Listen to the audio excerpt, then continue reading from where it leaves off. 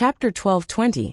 Frozen statues. The Arctic was to the north of the Tianyuan continent. It was not a part of the landmass, but snowy plains that were separated by the vast sea. The climate there was freezing, and the environment was horrible. Blizzards would erupt from time to time, that even Heaven Saint Masters could not withstand. There was also a white haze that filled the sky, which would quickly blow away from time to time as well, leaving behind white streaks in the air. This was the terrifying streams of coldness that were extremely active in the Arctic. It was said that they could even freeze steel into an icy mess.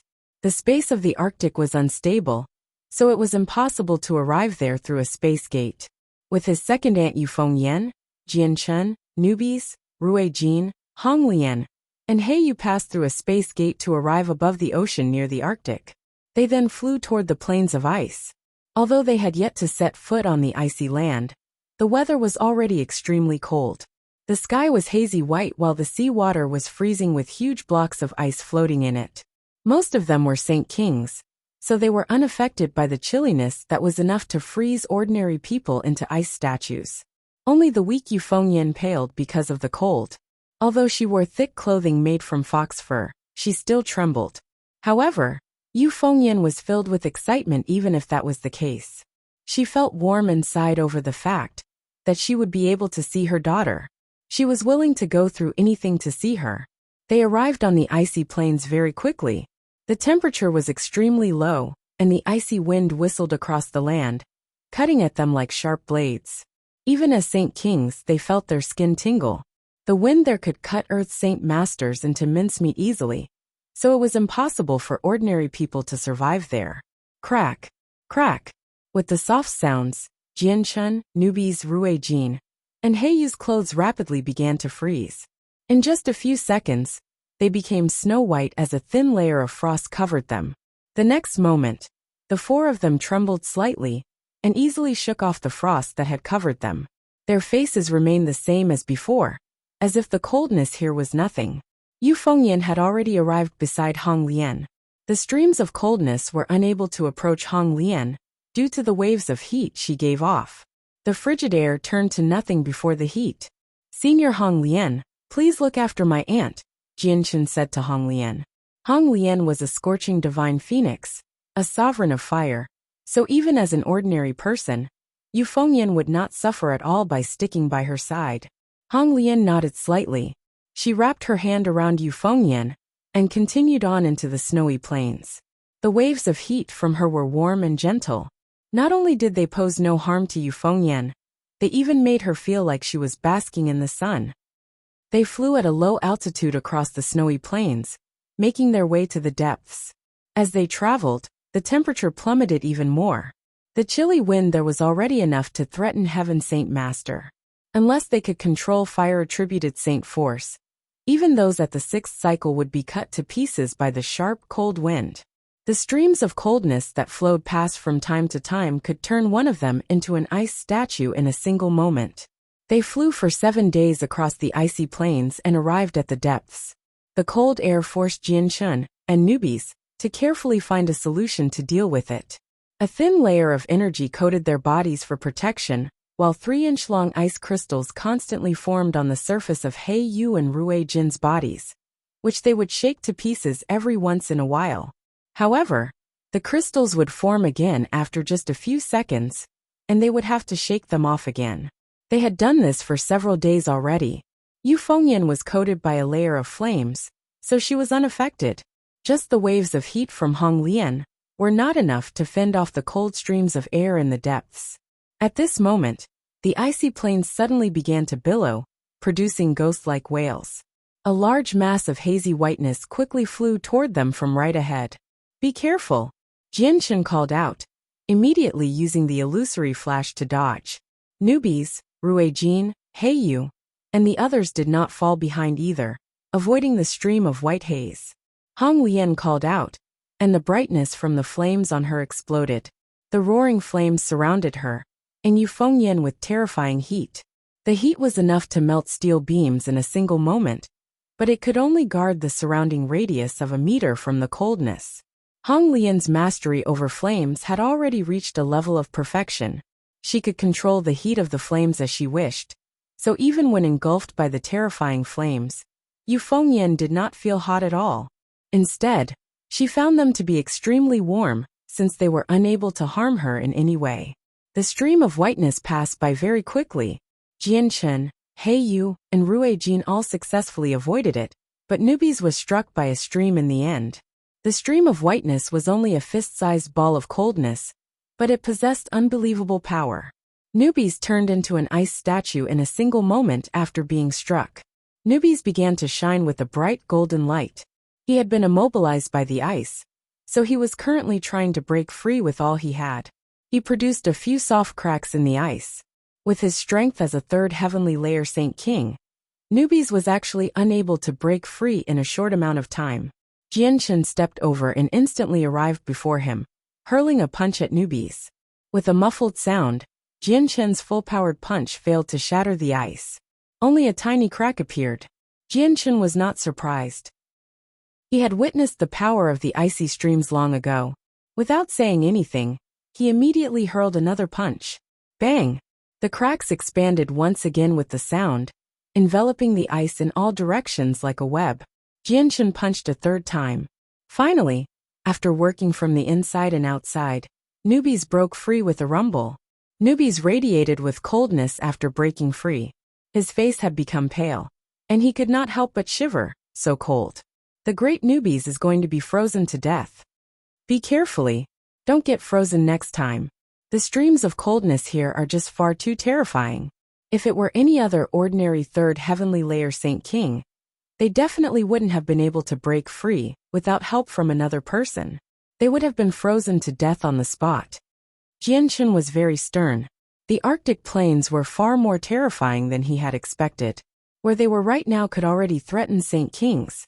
Jianchen's group continued on. For hours later, they had moved another 1,000 kilometers. They could no longer endure the coldness with their bodies alone. So all of them now possessed a layer of energy protecting them. They had become much more cautious than before. And even Ruijin, Heiyu, and Honglian dared not to be careless. Jianchen had also made up his mind about sending Yu Fengyan into the Saint Artifact at any moment in time. This was because the dangers here were already enough to threaten them. After passing over an icy mountain, all of their expressions hardened. 1,000 meters in front of them, several human-shaped statues appeared. They arrived before the ice statues. They were lifelike, and they could clearly see the faces of the sculptures. Every single one of them held different poses, and they could even see a terrifying gaze in the eyes of each statue. Other than that, every single statue radiated with a vague, chilling pressure. Ruijin, Honglian, Heiyu, and Newbies all gradually became solemn. Their faces were completely serious. With their knowledge and experience, they could obviously tell that the statues had not been created from ice, but from people that had been frozen alive. These people were all Saint Emperors when they were alive, Ruijin said in a heavy voice. His expression was extremely stern. Saint Emperors were already existences that stood at the very peak of the Tianyuan continent. They all felt extremely astounded by the fact that such powerful people had been frozen into statues here. These people were even more powerful than the human Saint Emperor when they were still alive, Honglian added in a heavy tone. She was obviously referring to the Path Lord of Carnal Desires by human Saint Emperor. Jianchen shivered inside. He had learned that the Ice Goddess Hall was very powerful long ago, and was viewed as an extremely terrifying existence. But only now did he discover that the hall was far more terrifying than he had ever thought. There's more up ahead, Newbies cried out as he pointed ahead in disbelief. With that, everyone turned to look. 5 huge magical beasts appeared 10 kilometers away, also frozen into lifelike sculptures of ice. Those are Class 9 magical beasts, Heiyu cried out. He was astounded. Chapter 12:21. They arrived in front of the frozen Class 9 magical beasts next. All the magical beasts were extremely large, and from afar, they seemed like tall structures. 3 of them were felines, 10 meters tall and 50 or 60 meters long. The 4th one was a giant 2-headed python that sat there. It was 3 meters thick. The 5th magical beast, as an unknown mutated beast of antiquity, Its two huge wings were extended, covering a distance of several hundred meters. The final magical beast was a 100-meter-tall war beast. It carried a white bone club on its shoulder. Although it had already been frozen into a statue, its wild presence could still be clearly sensed. Jianchen and newbies looked at each other as shock filled their gazes. Seeing several frozen human saint emperors was already stunning enough. They had never thought that they would see another 6 frozen Class 9 magical beasts. Class 9 magical beasts stood at the same level as saint emperors. Even in ancient times, Class 9 magical beasts were apex existences along with saint emperors when ignoring the 4 great champions. They were supreme. Yet so many human saint emperors and Class 9 magical beasts had been frozen to death on the icy plains, which really affected their thoughts. When did saint emperors become so fragile, where they would end up freezing to death from the cold? If this news made it to the Tianyuan continent, it would be explosive, able to shake up all the experts on the continent. However, this exact scene just happened to reflect the terrifying power of the Ice Goddess Hall. Saint emperors reigned supreme on the continent. No matter what identity they possessed before they died, they deserve a corresponding amount of respect. I'll take these saint emperors back and bury them on the Tianyuan continent, Jianchen said in sorrow. He felt sorry for the horrible fate the saint emperors had suffered. They were mighty saint emperors, yet they met their end by freezing to death in this snowy land. There were not a lot of people throughout history who had suffered such a miserable end. Jianchen arrived before the saint emperor's statues. He wanted to put them in his space ring to take them back.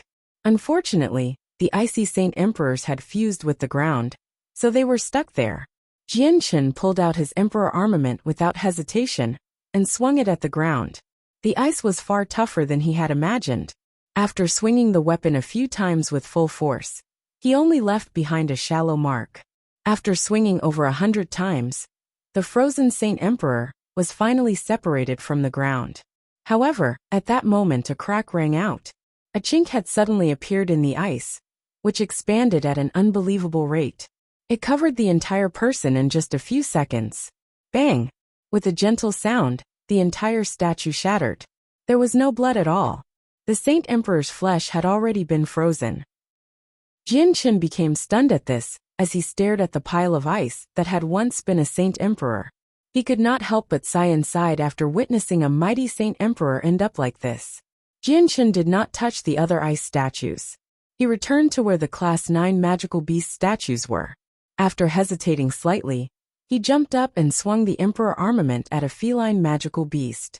After attacking several dozen times, Jianchen finally beheaded the statue. As soon as the water tank-sized head fell to the ground, it shattered with a bang, reduced to an icy mess. Crack! Crack! Crack!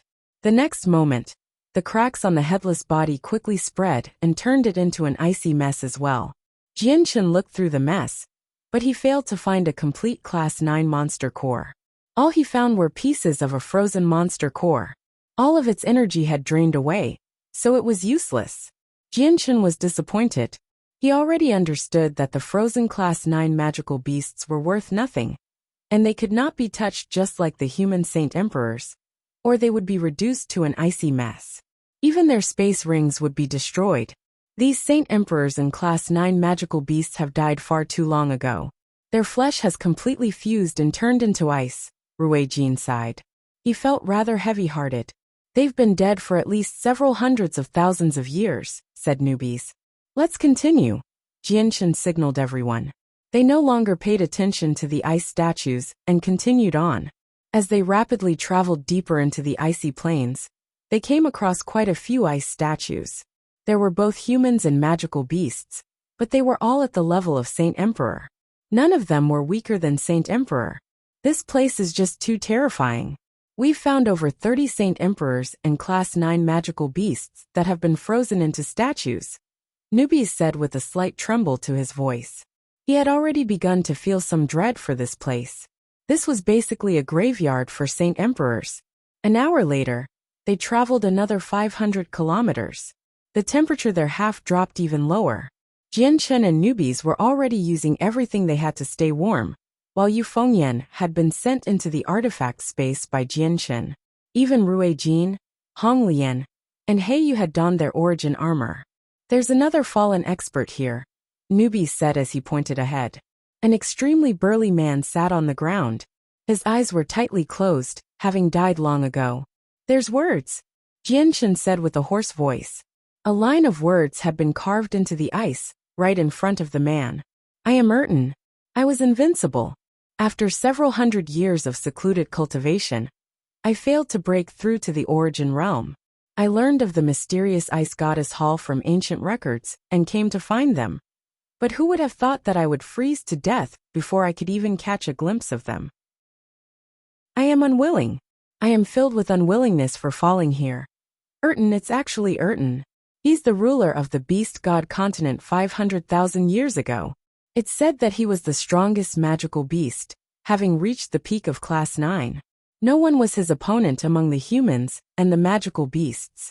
I never thought he ended up dying here, Newbies cried out.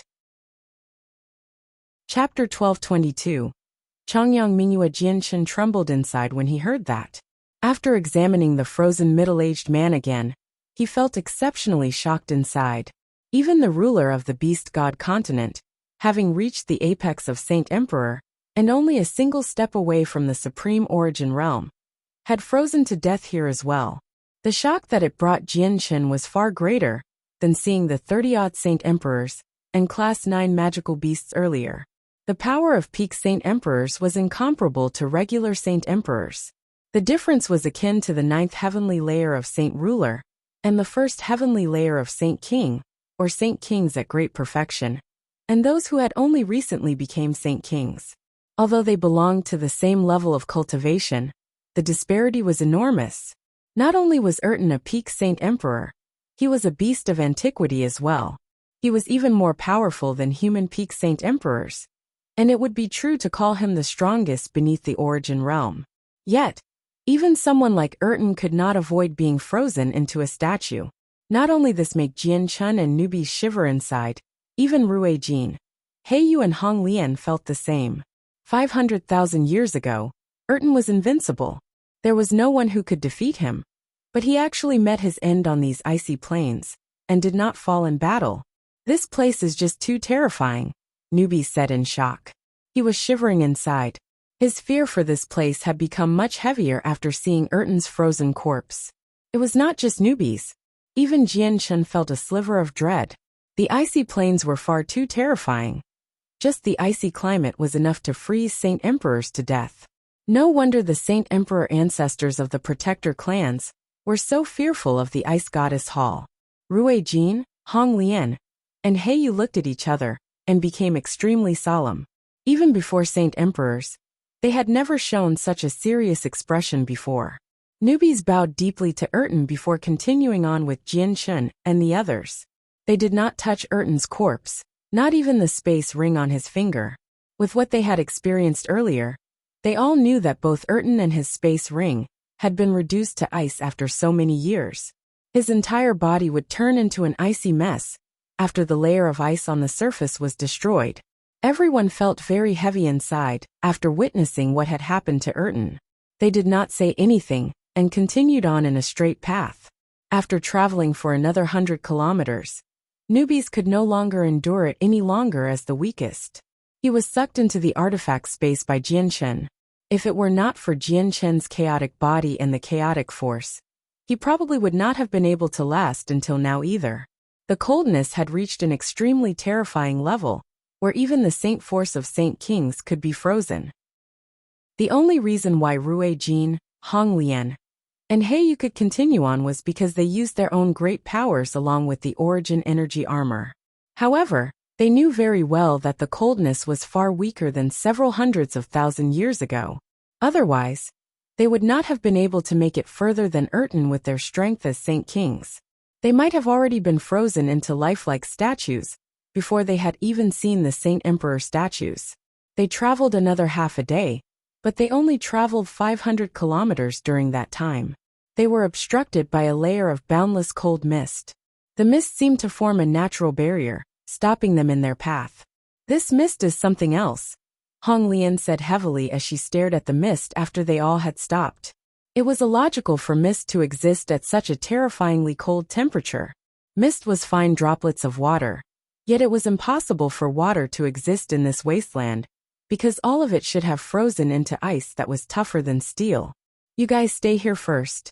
I'll go in and have a look," said Hong Lian. The flames on her glowed much brighter, and the scorching godfire hairpin appeared in her hands. She carefully made her way into the region of mist. As soon as she stepped into the mist, a hissing sound was immediately produced from the contact of mist and flames. However, the mist was far more terrifying than anyone had imagined. Hong Lian only lasted a few seconds before her roaring flames were suppressed by the mist. Within the next few seconds, the flames had been forced back into her body. The coldness rapidly drew closer to Hong Lian, where even her fire-red feather mail became coated by a thin layer of white frost. Hong Lian paled in fright. She had realized long ago that the mist was nowhere near as simple as it seemed, but in no way did she ever expect it to be so terrifying. Without holding back, white flames surged from her hairpin, engulfing her in a single moment. The power of the white flames was incomparable to the power of the red flames. As soon as they appeared, the ice crystals on her melted, and even the mist around her was forced back by 3 inches. Hong Lian was relieved. She continued on as she protected herself with her hairpin. However, the coldness in the mist increases as she went deeper inside. Taking just the first step, the mist grew half an inch closer to her, now 2.5 inches away. When she took a second step, the mist grew another half an inch closer, now 2 inches away. With the third step, it was 1.5 inches away, and with the fourth, it was only an inch away from her. Hong Lian gently sighed as she looked at the white haziness that showed no signs of ending. She carefully backed off. She knew if she took a 5th step, the coldness would end up pressing against her skin, and she would be frozen into a statue. Even with her origin energy weapon, it might not be enough to keep her safe. You should all see as well. The mist is far more terrifying than we imagined. Even I can only take a few steps. You can't make it through it, Hong Lian said with some dejection. She reigned supreme with fire and could conquer the cold. However, even the mist did not open a path for her even after she had brandished her origin energy weapon. She was unable to lighten up no matter what over this. Jianchen frowned as well. He could obviously see just how terrifying the mist was, but it seemed to form a barrier stopping them. It was boundless, so if they could not pass through it, they could only end their journey there, let alone find the ice goddess hall. At the same time, in a room completely constructed from ice, a lady, who seemed to be around 20 years of age, sat on a white piece of ice as she cultivated. The lady was extremely pretty, such that her beauty could outshine the moon. She was completely snow white, not only her hair, but her eyebrows and eyelashes as well. The lady was Changyang Mingyue, who had left the clan many years ago. Suddenly, Changyang Mingyue opened her eyes. Her face lit up in surprise, and she excitedly said, "Brother, it's my brother. I can see my brother." With that, she leaped off the ice and ran out of the room as a white blur. There was a room completely constructed from snow and ice, and all the decor in there was created from ice crystals. They shone brightly and were extremely pretty. Although the room was wonderfully decorated, it was all snow white. There was only white, and the temperature there had also reached an unbelievably low level. Compared to the temperature in the room, an eternal cavern of ice was like a scorching volcano. A person clad in white armor sat on a bed of ice in the room. Her eyes were closed and the armor completely covered her, only revealing her eyes. Even her face was concealed. At this moment, the door to the room forcefully swung open. Changyang Mingyue ran in with bare feet in joy as she urgently said, "Protector Shui, I can see my brother. I can see my brother. My brother's come, and he's been obstructed by the profound ice chi outside. Let him in quick." Her voice was filled with excitement. Perhaps due to being overjoyed, a faint red flush had appeared on her pale white face. Protector Shui slowly opened her eyes. She could not help but gently sigh when she saw how excited Changyang Mingyue was. She said, "Your Majesty, can't you just forget about them?" The them she had mentioned was not just Jianshen. It included all the people in the Changyang clan, and all the people Changyang Mingyue once knew. Changyang Mingyue became angered. "Protector Shui, I can never forget my brother. He will always be my brother, so hurry up and let him in. Sigh. Protector Shui exhaled. Helplessness filled her eyes. Chapter 1223. Reuniting Mother and Daughter. 1. Jianchen, Rui Jin, Honglian, and Heyu camped for quite some time outside the hazy mist. All of them frowned, but none of them could do anything to the terrifying mist, including Rui Jin. Rui Jin and Hong Lian used countless secret techniques of their clans during that time, but they were all useless. Even Jianchen's presence was unable to penetrate through the mist. As soon as his presence entered it, the chilling coldness would attack his mind by following his presence, stunning him to the point where he no longer dared to make any future attempts. Looks like this is as far as we can go, Jianshen said in a heavy voice. He was extremely disappointed. He had never thought that they would fail to even catch a single glimpse of the Ice Goddess Hall despite bringing such a powerful party. At this moment, the mist ahead began to churn violently, slowly parting open. Very soon, a 3-meter-wide path formed in front of the four of them, and at the end of the path was a snow-white and bright glacial world, not a hazy mist. They all looked at each other after the passageway suddenly appeared. They had never thought that the mist that had stopped them from traveling further would create a path. They were in disbelief. Suddenly, Jianshen seemed to think of something. His eyes immediately lit up and he said, I understand. This layer of mist must be controlled by someone, and the controller probably knows of our arrival, which is why they formed a tunnel for us to get through. However, Jianshen could not help but think about how his sister had become the holy maiden of the Ice Goddess Hall. He guessed that Changyang Mingyue possessed quite the status within the Ice Goddess Hall, but he was uncertain if the formation of the tunnel had anything to do with her. With the tunnel, the four of them gave up on the thought of returning. They then carefully passed through it. The tunnel in the mist was 1,000 meters long. The four of them passed through it very soon and arrived in a region beyond the mist.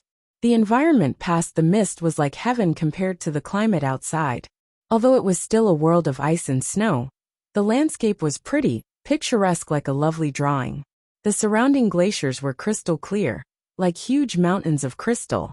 If the region outside the mist was like the churning sea, this would be a flat and peaceful part of the ocean.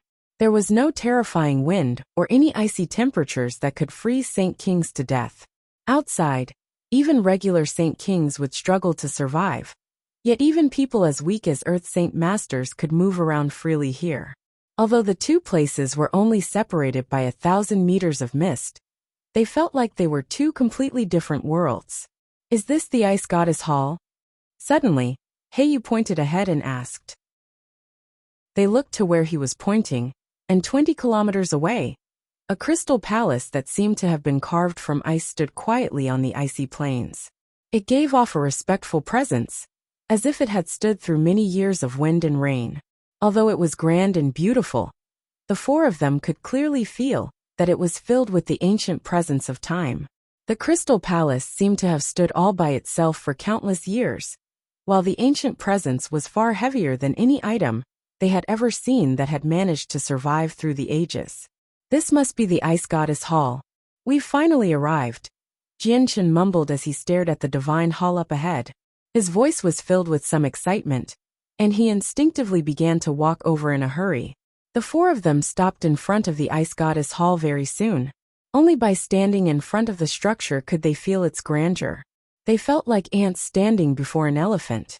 The feeling did not seem to linger around the building, but from the vast presence of the structure. Dazed, they suddenly felt a different impression, as if they were not facing against the pretty Ice Goddess Hall, but the infinite cosmos. A person in silver-white armor stood silently at the top of the structure. Her armor covered every part of her, including her face. Only 2 icy cold eyes were revealed, but it was still possible to tell that she was female from the shape of her body. She stood there unmoving like an ice statue, nor did she give off any presence. She seemed to have completely fused with the surroundings, becoming a part of the world. Protector Shui glanced over the four of them with her emotionless eyes, but to them, she seemed to be transparent. None of them discovered her existence. Chapter 1224. reuniting mother and daughter. 2. Jianchen, Ruijin, Honglian, and Heiyu all observed the huge divine hall in front of them unblinkingly. The ancient, vast presence struck their souls in waves, filling them with deep shock. Ruijin and Honglian were the first ones to calm down. They stared sternly at the divine hall, and a similar thought crossed both their minds. The divine hall did not belong to this world at all. With a rumble, the crystal door slowly opened. A completely snow-white beauty silently stood there with bare feet, as a certain coldness immediately surged out. Brother! The lady focused all her attention on Jianchen, as if Ruijin, Honglian, and Heiyu were all transparent. Her face was filled with great joy and excitement while her voice slightly trembled. Jianchen's gaze also landed on her. Although they had not seen each other for over a decade, he was still able to recognize her at first glance. She was the person he was searching for, his sister Changyang Mingyue. Sister! Jianchen cried out as his heart began to churn as well. Other than Bai Yuntian, his sister had cared for him the most when he was young. At that time, his brother Changyang bullied him several times, and every time Changyang Mingyue saw him, she would stand on his side without any hesitation. As a result, Jianchen viewed his sibling kinship with her in an extremely important light, even surpassing his brotherhood with Changyang Hu. It was just a pity after the matters that had occurred with the Huayan sect back then. Jianchen was forced to leave Lore City. He never saw his sister again, and did not even hear any news involving her. Both he and Yu Fengyan ended up believing many times that Changyang Mingyue had suffered an accident, filling them both with sorrow. Changyang Mingyue stepped over the great door sill and ran toward Jianchen. Jianchen also emotionally ran to her. As they grew closer and closer, Jianchen could feel the temperature around him rapidly plummet. When they were only 10 meters away, Jianchen had become covered in a white layer of frost. Jianchen quickly calmed down. He could feel the sudden drop in temperature in his surroundings, and could not help but feel secretly shocked. However, what surprised him even more was that all the coldness actually came from Changyang Mingyue. Changyang Mingyue's face immediately changed when she saw the layer of frost on Jianchen. She immediately halted and rapidly backed off, drawing far away from Jianchen. At the same time, she urgently cried out, "Don't come over!" Jianchen stopped and looked at her from 30 meters away. He asked, "Sister, just what is happening? Why are you radiating such coldness?" Changyang Mingyue radiated with an extremely cold presence. If it were not for the fact that they were in a world of ice and snow, probably a thick layer of ice would have formed in the radius of several thousand meters. Even bodies of water would end up freezing. Changyang Mingyue was pained. "Brother, it's my profound ice body. My profound ice body has not fully matured yet, so I can't control the profound ice chi that I radiate." "How have you become like this, sister? What is all this about?" Jianchen asked rather urgently. In his memory, his sister had never been like this before. "It's a long story. I'll tell you about it in detail later. But I heard from Protector Shui that you came across a few problems a few years ago. Are some large clans or sects bullying you? Don't worry. Once my profound ice body fully matures, I'll go to the Tianyuan continent and teach all those people a lesson," Changyang Mingyue firmly promised. She cared for Jianchen very much, as if he was an eternal child in her eyes. Jianchen suddenly felt extremely warm inside. Thinking back to his youth, wasn't this exactly how his sister watched over him? She did not want him to be bullied at all. And his brother Changyang had been secretly punished by her several times. What she did not know was whenever Changyang tried to bully him, he would not only fail, but end up getting the short end of the stick himself. He had never succeeded in benefiting at Jianchen's expense. Has mother been well? And how have father, first aunt, third aunt, and fourth aunt been? What about big brother and Uncle Chang? I actually really want to go home. I miss mother so much, but I can't right now. Protected Shui won't let me," Changyang Mingyue said in a rather depressed manner. Her joy from seeing Jianchen just now gradually faded away as worry filled her face. She wanted to go home far too much. Jianchen suddenly snapped back to his sense. As soon as he heard about Yu Fengyan, he immediately retreated to Hong Lian's side and released Yu Fengyan from the saint artifact. Originally, Jianchen only planned on letting her out, But newbies ended up coming out as well when he heard that they had arrived at the Ice Goddess Hall. Although the coldness was much less than outside, it was still not something that Yu Fengyan could endure as a great saint master. Fortunately, Hong Lian's was there to help out, keeping the low temperature at bay with her flames. Mother! Changyang Mingyue became so excited to the point that she could not express her emotions properly when she saw Yu Fengyan. She charged up without thinking, but she stopped after just 2 steps. Tears rolled down her face as she slowly backed off in pain. She knew just how powerful the profound ice chi she radiated with was. It was not something Yu Fengyan could endure. Yu Fengyan became stunned the moment she saw Changyang Mingyue. Tears poured uncontrollably from her eyes while an endless number of thoughts bounced around. She bit her lip tightly as she stared at Changyang Mingyue, and could not help but tremble violently. Mingyue! Yu Fengyan called out the next moment, and quickly ran toward Changyang Mingyue. There was only one thing she wanted to do right now, and that was to tightly embrace her daughter, who she had thought of daily. How could Jianchen let Yu Fengyan run over? As soon as she began to move, she was blocked by Jianchen. Xiangtian, let me through. Don't block me. Xiangtian, I'm begging you. Let me through. Yu Fengyan struggled in the space frozen by Jianchen as she pleaded through her sobs. Jianchen's heart ached inside. If he didn't need to, he really would not have stopped Yu Fengyan, but he was considering her safety right now. No matter how reluctant he was, he needed to stop her. Aunt Sister's profound ice body radiates a terrifying coldness. You can't go over, or you'll be frozen into an ice statue, Jianchen bitterly explained. I don't care. Even if I freeze to death, I don't care. Xiangtian, I'm begging you, don't stop me. Just let me through. I just want to get a good look at Mingyue, Yu Fengyan sobbed. Chapter 1225. Protector Shui moves. Jianchen shook his head with a bitter face. He could not let anything happen to his second aunt.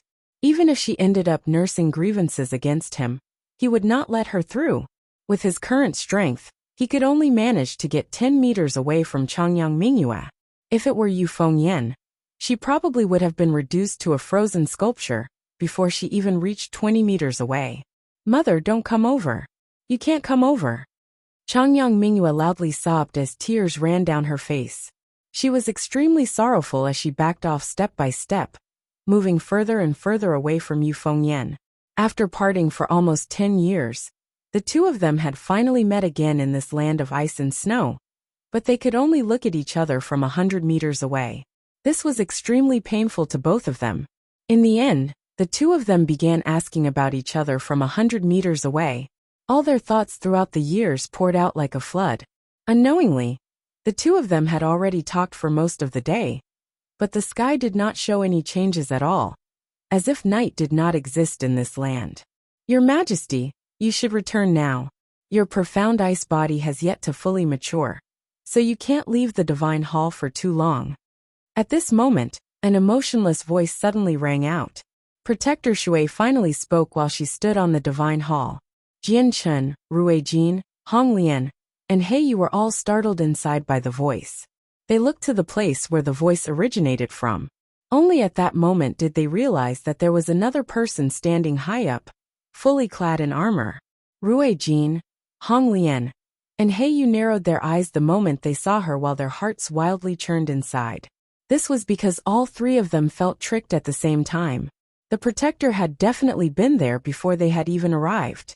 She did not conceal herself, and had instead casually stood there, yet they had failed to notice her. The three of them also understood that if she did not speak, they would never have discovered her existence. Ruijin, Hong Lian, and He Yu looked at each other as their complexions became horrible. Not only were they unable to see through her strength, they could not even sense her presence, as if she was just thin air. They could only see her with their eyes. Surpassed Saint Emperor. At this moment, the same thought appeared in all their heads. They had fought against Saint Emperors more than once, so they obviously had an extremely good understanding of experts at that level. Yet Protector Shui's existence was completely different. They had never witnessed her fight, nor did they know her strength, but they were extremely certain that she was definitely a supreme existence that had surpassed Saint Emperor. The three of them were utterly astounded by the fact that there were still existences that had surpassed Saint Emperor in this age that lacked Saint Emperors. Changyang Mingyue looked at Jian Chun and Yu Fengyan, reluctant to leave. She said, "Mother, brother, I will return. Don't worry, mother. Once my profound ice body matures, I'll definitely visit home." Yu Fengyan felt a stabbing pain inside now that she was about to part with her beloved daughter. She looked at Changyang Mingyue's face in reluctance as tears rolled down her face. "Brother, if you ever come across anything you can't deal with in the future, come look for me. No matter what it is, I can solve it for you. I heard from Protector Shui that you've already become very powerful and are now a Saint King. But don't look down on me. I'm also a Saint King, and at the 9th heavenly layer. You're not my opponent right now." Changyang Mingyue faintly smiled with that. It seemed a little like she was boasting. "What? You're a 9th heavenly layer Saint King now?" Jian Chun was shocked and disbelief was plastered across his face. Rui Jin, Hong Lian, and Heiyu became astounded as well. "Remember to come visit me in a year's time. I have a gift for you. Also, these icy plains are the territory of Protector Shui. She'll know every single thing that happens here. I've ordered her to bring you over as long as you are standing on the icy plains." With that, Changyang Mingyue disappeared inside the divine hall. "Mingyue, I'll be waiting for you to return home. Cultivate well." Yu Fengyan called out when the door had closed. "Aunt sister is very well here. She'll return without much longer. Don't be so sorrowful," Jian Chun comforted. Yu Fengyan clearly understood that it was a great fortune for Changyang Mingyue to stay in this icy land. So she calmed down very quickly. All the worry and anxiety in her heart was rapidly vanishing without her knowing after personally seeing that Changyang Mingyue was well. Some light returned to her eyes, and her mood took a drastic turn for the better. Jian Chun looked toward Protector Shui and clasped his hands. "Senior, there is still one matter that confuses me. May I ask why my sister has become the Holy Maiden? Please enlighten me." Jian Chun was extremely curiously as to why Changyang Mingyue had become the Holy Maiden of the Ice Goddess Hall. However, he also knew that probably even Changyang Mingyue had no idea how to answer the question, which was why he asked Protector Shui. He had already learned from Changyang Mingyue that she was the most powerful person in the Ice Goddess Hall. Her strength was unfathomable. She stood supreme in the organization, with everyone else working beneath her. You have no right to know about matters concerning Her Majesty. If it weren't for the fact that you were siblings with Her Majesty, you lot would have frozen to death on the icy plains long ago. How would you still have been able to make it here?" Protector Shui's voice was extremely cold, as if she was completely emotionless. Shortly afterward, she turned to Rui Jin, Hong Lian and Heiyu. She looked at them like ants and said, "Tell me, where did you obtain the saint artifacts that contain a sliver of origin energy?" The three of them looked at each other, and they felt an ill omen. They hesitated slightly but still ended up responding. "They were given to us by the ancient winged tiger god." "The winged tiger god," mumbled Protector Shui. She said, "So it really was that beast. I never thought he'd be far more complicated than I had imagined, actually able to deliver saint artifacts here without me noticing." Protector Shui fell silent for some time. She pondered for a while before continuing. "The saint artifacts on the three of you shouldn't have appeared in this world. Seeing how you're related to Her Majesty, I won't make things difficult for you. Hand over the saint artifacts and I'll destroy them." The three of them changed in expression with that. The sacred dragon's armor and the sacred dragon's sword were clan treasures of the dragon clan, while the 9 refined godfire feathermail and scorching godfire hairpin were clan treasures of the scorching divine phoenix clan. These items held significant value to them. So how could they just hand them over? "Senior, you say you want to destroy the clan treasures of the dragon clan and phoenix clan as soon as you start talking. Aren't you going overboard?" Jian Chun was furious as well. He spoke with a dark expression. "Correct. The treasures are even more important than our lives. It's impossible if you want us to hand them over so you can destroy them," Rui Jin angrily replied. Even though he knew that Protector Shui was someone who had surpassed Saint Emperor, he still showed now fear. "The only way for you to destroy the clan treasures of the Phoenix clan is by stepping over my dead body. Hong Lian spoke firmly as well. Her eyes burned with red light since she was furious as well. I would obviously do nothing if your clan treasures were still how they were originally, but now they've stopped being the same. They're saint artifacts that don't belong to this world, so I will obviously destroy them. I'll let the three of you choose. Hand them over to me and I'll let you leave without a single scratch. Or stay here with the saint artifacts, said Protector Shui slowly. You've said in such a firm manner that Senior Rui Jin and Hong Lian's clan treasures were no longer the same as before. Have you personally seen the treasures before? Jianchen coldly asked, but he was extremely nervous inside. Rui Jin and Hong Lian became extremely ugly. They both had inherited memories, so they obviously understood the treasures very well. They understood that they were indeed very indifferent from how they were before. They had already discovered this the moment they had obtained them. Yu could not help but draw his origin energy machete, and a layer of armor appeared on his at the same time. He furiously said, I don't care who you are, but it's impossible if you want to destroy our origin energy treasures. So what if you've surpassed Saint Emperor? I'd like to see just how powerful these sovereign-like existences are. A vast presence erupted from Yu as he poured surging energy into his machete, allowing it to glow bright. Powerful blade chi filled the surroundings. Yu knew that Protector Shui was extremely powerful, having surpassed Saint Emperor, so he used all his strength. Protector Shui looked at Yu coldly and in disdain. She did nothing, but the next moment, a layer of clear ice crystals quickly spread up from his feet. The crystals of ice moved extremely quickly, coating his entire body in the blink of an eye. Equipped with both the origin energy armor and weapon, Yu had been frozen into a statue of ice before he could even deal a single attack. Chapter 1226. Trapped at the Ice Goddess Hall, Rui Jin and Hong Lian were immediately shocked when they saw Yu freeze into a statue in the blink of an eye. Yu was protected by the origin energy armor and possessed an origin energy weapon for offense.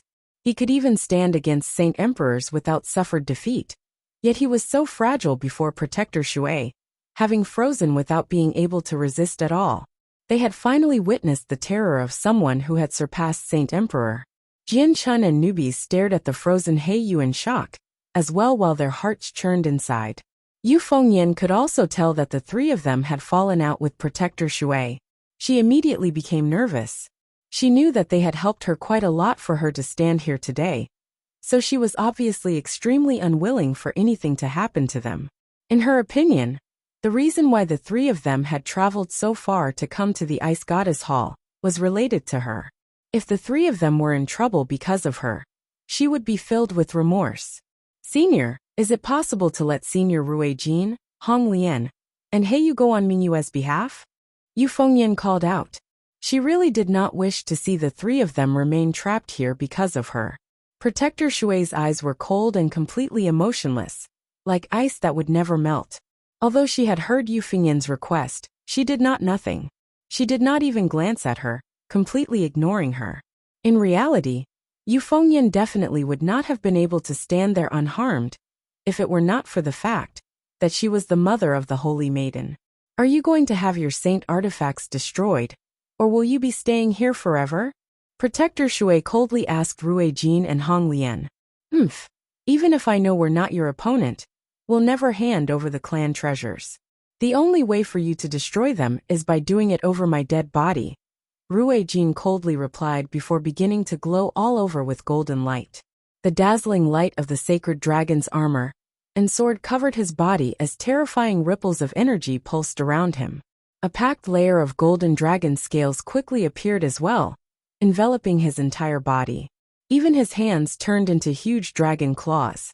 At the same time, fire surged into the sky beside him. With a clear phoenix's cry, Hong Lian turned into a giant phoenix that was several dozen meters long and surrounded by roaring flames. The 9 refined godfire feather mail covered her body as the scorching godfire hairpin hovered above her head. The flames around her rapidly turned to a pure white, radiating with terrifying heat. Newbies, you two enter the artifact space first. When Rui Jin and Hong Lian transformed, Jianchen did not stand around either. He sent the two of them into the artifact space as soon as he could. A deafening roar and a clear cry rang out at the same time. Rui Jin and Hong Lian moved at the same time, dealing a full-powered attack together. The sacred dragon's sword glowed with dazzling light, as it was swung toward Protector Shui with a shocking might. The scorching godfire hairpin was surrounded by scorching white flames. It radiated with heat that was even more terrifying than the sun while it shot at Protector Shui with unbelievable speed as a white streak of light. Wherever it passed, the air became filled with a burnt smell. It seemed to be incinerating air. Looks like you've already made your choices. Very well. Protector Shui coldly said. A gleam of light flashed through her eyes and the sword and hairpin came to a halt. An invisible barrier seemed to have stopped them in their paths. They could not travel any further no matter how terrifying they were. The next moment, a layer of ice crystals appeared on the two weapons. The sharp presence of the sword and the terrifying white flames of the hairpin were unable to stop the rapid expansion of the ice. Wherever the crystals formed, froze the sword chi in place, and they instantly extinguished the white flames. In the blink of an eye, the invincible weapons were frozen in the air by a thin layer of frost. Shock was spelled across Rui Jin and Hong Lian's faces. The next moment, their faces suddenly hardened.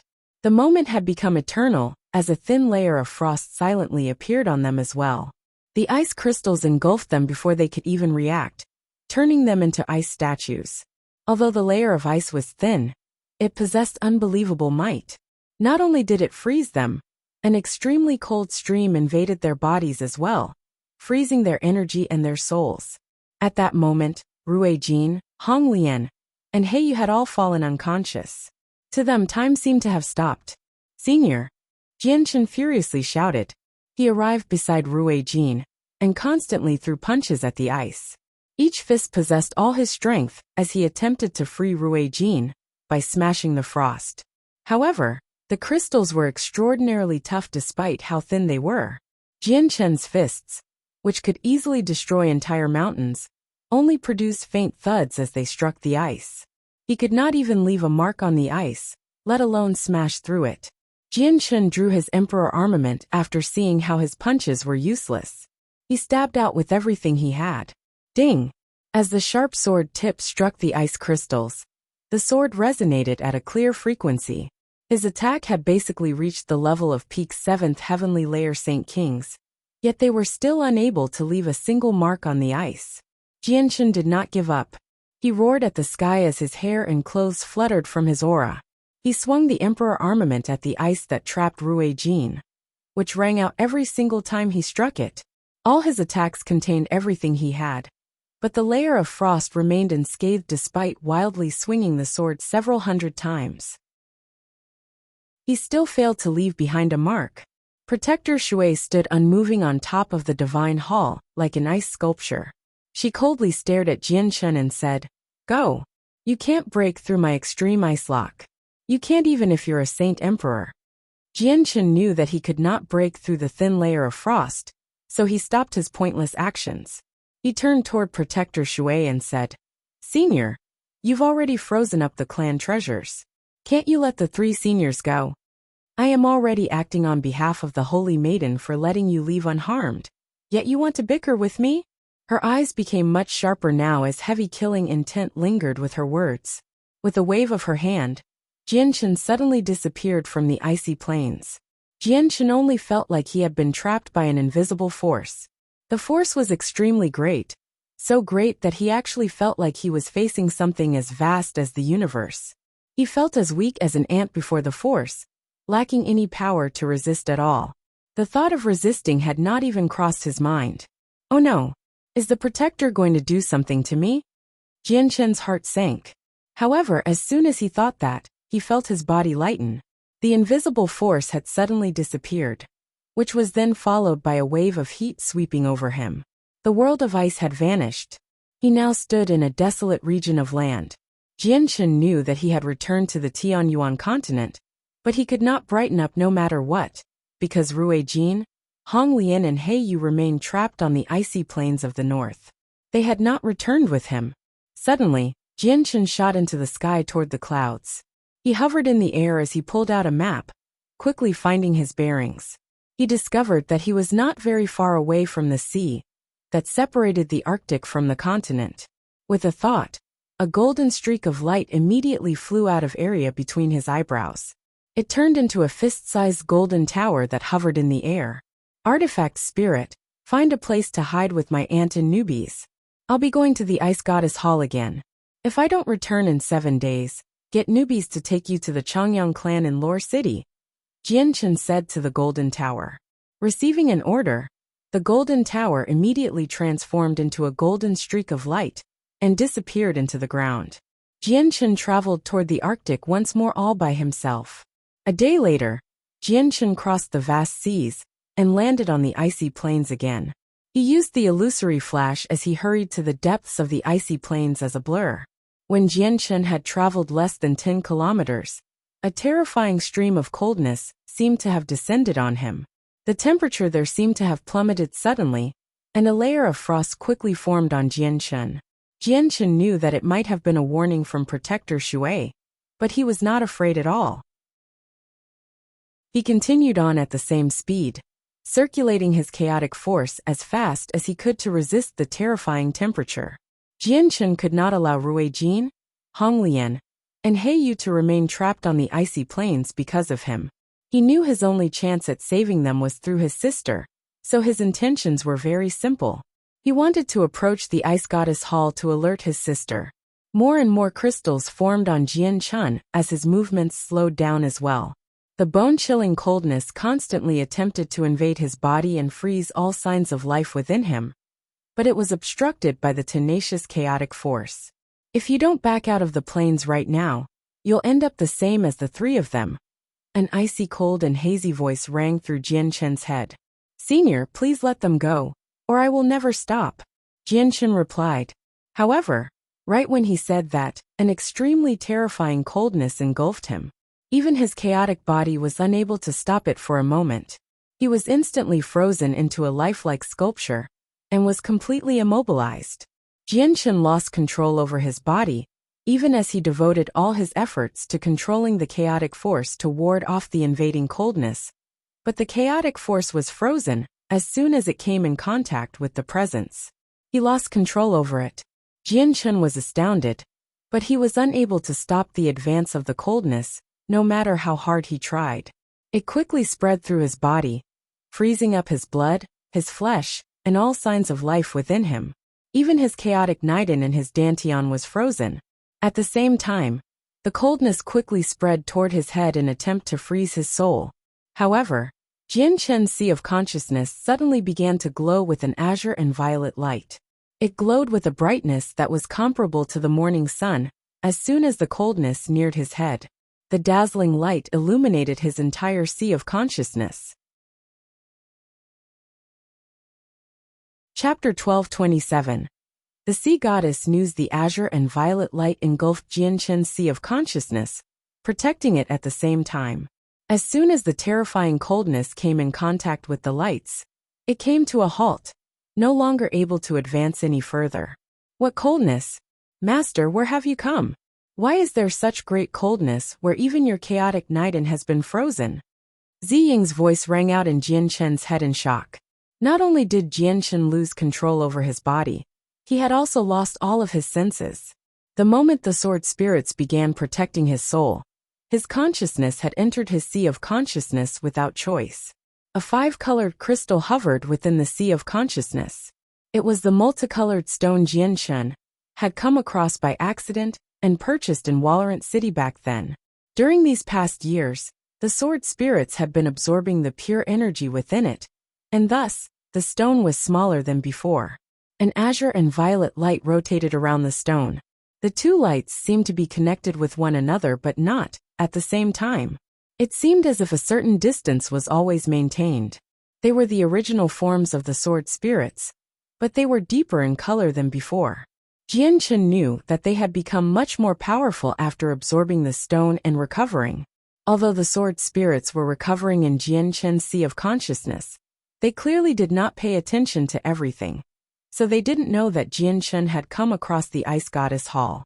Jianchen explained everything he had gone through at the Ice Goddess Hall in full detail, immediately causing the sword spirits to fall into a temporary silence.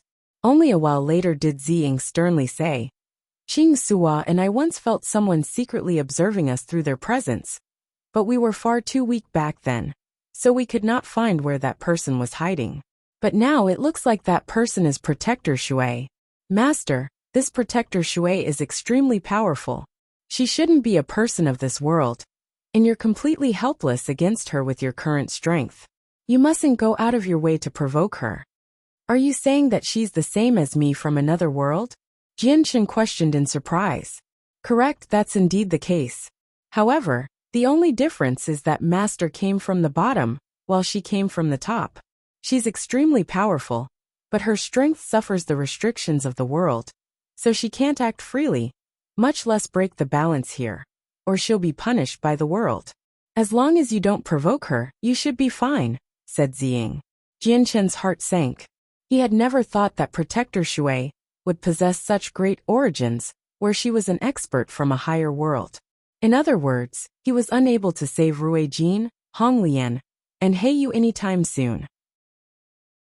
It would even be impossible for him to see his sister if the Protector obstructed them intentionally. Although the sword spirits had said that the Protector could not act freely, it meant that she could not do things without reason. Ruijin, Honglian, and Heiyu's origin energy treasures had been described by her as saint artifacts that should not have appeared in this world. This was more than enough of a reason for her to act against the three of them. "Master, Ziying and I have not fully recovered yet, so we're not Protector Shui's opponent at the moment. However, we can nullify the coldness in your body. You can break free in a while as long as you cooperate, and you must immediately leave the icy plains as quickly as possible. Otherwise, the coldness will be increased by several levels the next time Protector Shui moves, and we'll be helpless against it at that time," Ziying sternly explained. "I understand. Ziying Qingsua, let's start," said Jianchen. The two balls of light in Jianchen's sea of consciousness began to glow brighter and brighter. They shot out from his sea of consciousness like swords while the two balls of light revolved around each other.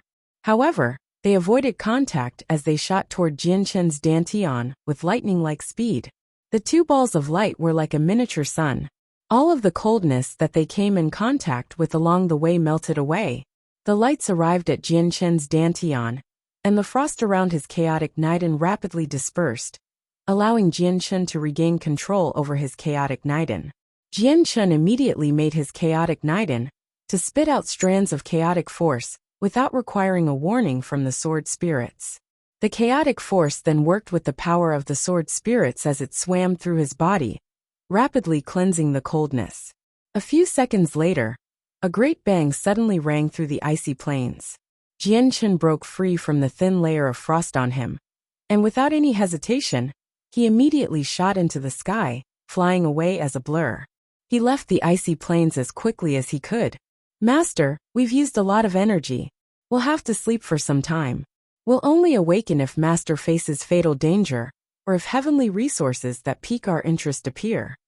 Ziying's voice was slightly weak, and he made no more sounds after that. Jianchen entered his sea of consciousness again, and indeed, he found the sword spirits to have darkened. Clearly, they had expended a lot of energy to purge the coldness. Back at the Ice Goddess Hall, Protector Shui was still standing where she had been before. She had not moved at all, so she stood there like an ice sculpture as she contemplated things. Suddenly, a gleam of light flashed through her eyes. She glanced in the direction of Jianchen before losing interest again. Her cold eyes swept past Ruijin, Honglian, and Heiyu's origin energy treasures as if she was deep in thought. Suddenly, her cold eyes erupted with a dazzling light. Immediately, the surrounding temperature plummeted and became even colder than ancient ice caverns. She slowly clenched her fist as destructive energy condensed around her hand. She coldly said, "I understand. I finally understand. No wonder I always felt like something was wrong with you, as I surveyed you with my presence. So you had discovered me long ago, and you had purposefully acted like that to fool me. Impressive. Very impressive. What an impressive Emotianyan. What an impressive winged tiger god. Her voice became colder and colder, chillier and chillier as her fury became stronger and stronger. She suddenly looked in the direction of the Tianyuan continent. A huge stone statue was reflected in her cold pupils. It was the sculpture that stood in the center of Mercenary City. The next moment, the sculpture disappeared from her eyes and was replaced by a huge divine hall that stood 99 floors high. It was the supreme divine hall of the Beast God continent, the Beast God Hall. Just who are you, winged tiger god and Emotianyan, to even trick this king? Protector Shui gritted her teeth. She felt like she had been fooled by the winged tiger god and Emotianyan. This was utterly shameful to her, an embarrassment that could never be washed away. Protector Shui suddenly swung out and 3 finger-like arrows of ice condensed out of nowhere. They immediately shot toward the 3 origin energy weapons that had been frozen, and with 3 crisp sounds, the sacred dragon sword, the scorching godfire hairpin, and Heiyu's machete were split in half, falling onto the frozen ground with a clatter. Jian Chen found the saint artifact and returned to the Chongyang clan in Lore City in a rather dispirited fashion. He locked himself in his room and did not take a single step out. After returning from the Ice Goddess Hall, Yu Fengyan's mood took a great turn for the better. Her face was full of life within the next few days, while the worry on her face had disappeared. Her haggard face improved with each coming day. Jian Chen remained in his room for the next few days, and no one came to disturb him. He currently sat on his bed with a dull, high-class monster core in his hand, as he worked hard to absorb the energy inside. The monster core originated from within the artifact space. It had already existed for several tens of thousands of years. After being eaten away by time, it could not even be called a monster core, but something that was between a rock and a monster core. Not only had most of the energy leak away, any residue left had basically solidified, making absorption extremely difficult. After feeling just how helpless he was when Rui Jin, Hong Lian, and Heiyu had been trapped, it stimulated his desire to become powerful. He locked himself up to cultivate as soon as he had returned to the clan. Jian Chen did not touch the monster cores in his space ring. They all originated from the Heaven's Incense School. After giving Bai Lian and Xiaobao a lot of them, he did not have much left, and even if he absorbed all of them, he would not be able to reach the 4th layer of his chaotic body. He could only forcefully absorb the large pile of monster cores in the Saint artifact, since his cultivation method was special, and he was in possession of the chaotic body. If it were someone else, even Saint Kings, they would not be able to absorb the energy that had almost solidified, which was why Jian Chen decided to refine these monster cores first. He also understood that even if he refined all the monster cores in the artifact space, as well as the ones in his space ring, it would still not be enough to elevate him to the 4th layer. However, it could strengthen his chaotic Niden at the very least. With each layer of the chaotic body, the energy needed to progress to the next was at least several times more than the previous stage, even 10 times more. The resources required to progress from the 3rd layer to the 4th layer were unimaginable. In the blink of an eye, Jian Chen had already been in seclusion for several days. He had refined many monster cores in those days, but the effects were basically non-existent. His chaotic Niden was still the same size. It had not changed at all. Jian Chen could not even feel it grow. Jian Chen, the worldly ebb is about to happen. It will erupt in the next few days, so make your preparations and come to the sea realm as soon as possible. At this moment, the sea goddess' obscure voice rang through his head.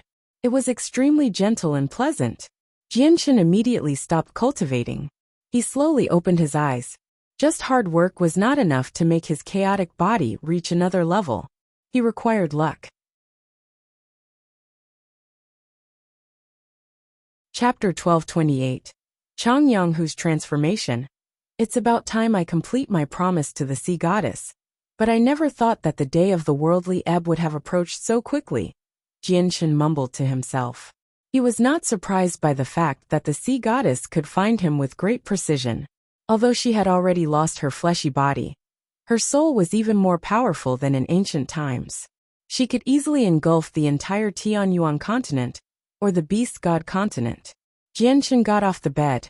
He had no idea how much time he would spend in the sea realm after leaving, so he needed to sort some things out beforehand. This included dealing with the flame mercenaries. They risked suffering the revenge of those from the underworld sect who had managed to escape. Ahu, don't go. Don't leave your mother. You're my only son. I can't be without you. Ahu. Just when Jianchen opened the door, his first aunt's sorrowful voice rang out from afar. Jianchen was stunned, but he seemed to think of something soon. His expression immediately changed a little as he ran over. From afar, Jianchen could see his eldest brother, hovering 10 meters in the air with his white robes. He did not give off any rippling of energy, and was not hovering in the air like a heaven saint master. At the same time, Jianchen did not sense the saint's ruler's abilities from him. Changyang, who was levitating in the air through a method that Jianchen did not know or understand. There was an indescribably and unexplainable charm about Changyang who, making him seem otherworldly, as if he was a transcended immortal. It was a divine charm. Below, Ling Long looked at him with her head raised. Tears constantly poured from her eyes since she was in utter sorrow. She sobbed as she pleaded with him. A group of guards had already surged over, and even Yu Fengyan, Bai Yushuang, Bai Yintian, and Changyang Ba had hurried over. All of them looked at Changyang who in unease. Jianchen's heart sank. He knew that the exact thing that he did not want to happen had finally happened. He took a step and instantly traversed over 100 meters, arriving before Changyang Hu. Brother.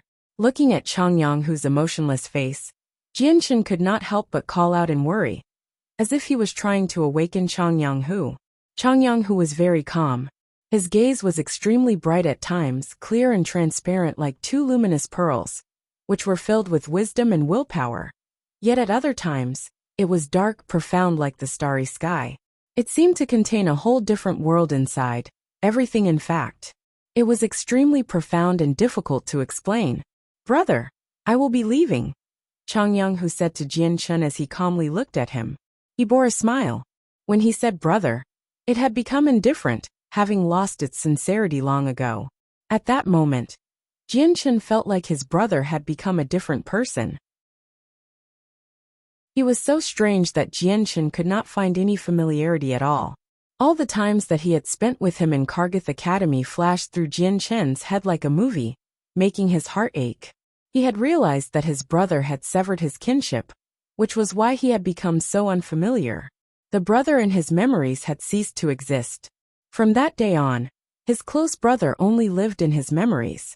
Brother, have you really severed your kinship? Are you really willing to see first aunt in so much pain? Jianchen's voice slightly trembled. He still wanted to see if he could turn Changyang Hu back. Changyang Hu remained smiling throughout the exchange. His expression did not change at all with what Jianchen said. He looked into the distant space with his profound eyes and said, "The world is emotionless. We were born from the world, and we follow the path provided by the world to comprehend it. The impurities of worldly affairs are like strands of a demonic presence, obscuring the wisdom of people and misleading their hearts. Only by transcending worldly affairs can one regain their original awareness, and thus, see through all the mysteries of the world. The life of a mortal is like a dream. When a person is born, the dream begins. When they die, the dream ends. Everything that happens in the dream seems real and fake, but it will all be reduced to a void in the end. The dream seems fake so it cannot be real, and it seems real but it is not real. These are the so-called emotions and desires. They are illusory, and only by abandoning the worldly affairs can you return to your original conscience. Only by understanding the truth and severing the false can you be at peace, stand true to fate, see through the mysteries of the world, and witness the supreme all." With that, Changyang Hu drifted away. He moved away extremely freely, without any reluctance. Jianchen fell silent. He hovered in the sky as he watched Changyang, who gradually grew further away. His heart ached. He knew that Changyang Hu had completely severed everything. The current him probably no longer maintained any connections of family. He was only an unchanging spirit to comprehend the world. He had embarked on a different path. Jianchen became rather depressed at that moment. He was in a horrible mood. He had just lost Rue Jin, Hong Lian, and He Yu, and now he had lost the brother he respected the most. Although he had the ability to make his brother forcefully stay, he did not do that. He knew that all of it would result in nothing. Changyang, whose path had already been determined and could no longer be changed. Ahu! Ling Long's heart shattered like glass after Changyang, whose straightforward departure. She cried out in sorrow before fainting. First madam! First madam! Several female servants paled in fright as they hurried up to catch her. Take her back to her room to rest, Changyang Ba said in dejection as well. His mood was extremely heavy. Jian Chen stared in the direction Changyang, who had disappeared in for quite some time, before deeply sighing. He returned to the ground in low spirits. Xiang'er, come here. Bai Yuntian arrived beside Jian Chen and grabbed his arm. After witnessing what had happened with Changyang Hu, Bai Yuntian became rather scared inside. She was afraid that she would lose her child just like Ling Long. Xiang'er, can you tell your father what happened to your brother? Changyang Ba asked in pain. He could sense that his first son had probably become a thing of the past. Jian Chen thought silently before he replied. Brother's chosen a path that's suitable for him. He's embarked on a unique cultivation path. I have no idea what will happen in the future. A white-robed person stood on a tree branch as he watched Changyang, who walk away from Lore City.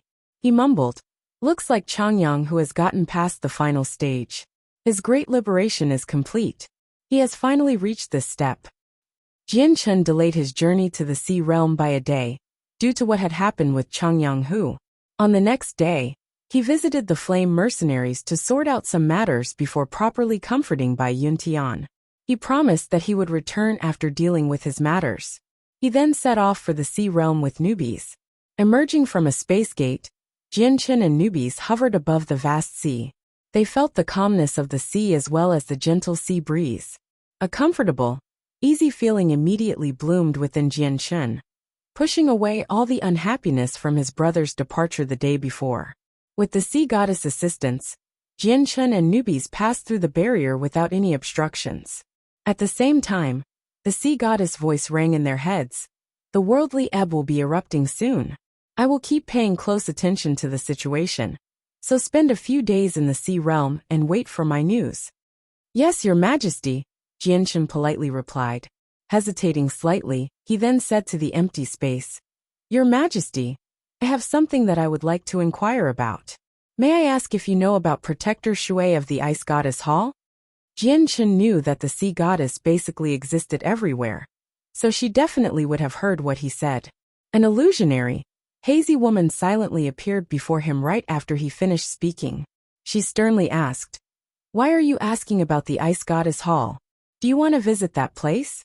Before Jian Chen could reply, she followed up with, I've never heard of a Protector Shui of the Ice Goddess Hall, but the Ice Goddess Hall is an extremely terrifying place. From the ancient times till now, countless saint emperors have entered those icy plains, but less than a tenth have returned alive. I once tried to investigate the depths of the icy plains using my soul, but as soon as my soul approached that place, it would be frozen by an extremely terrifying coldness. It would even use my soul as a guide, and quickly travel toward the sea realm. If I had not pulled back my soul fast enough, the outcome would have been unthinkable. The sea goddess' voice was filled with a lingering fear. It was evident just how terrifying that area was for the sea goddess, who belonged to the origin realm. Afterward, the winged tiger god gave me the Empyrean demon orb, and also warned me to never investigate the place no matter what unless the icy plains disappear from the Arctic. That was why I never looked into that area again.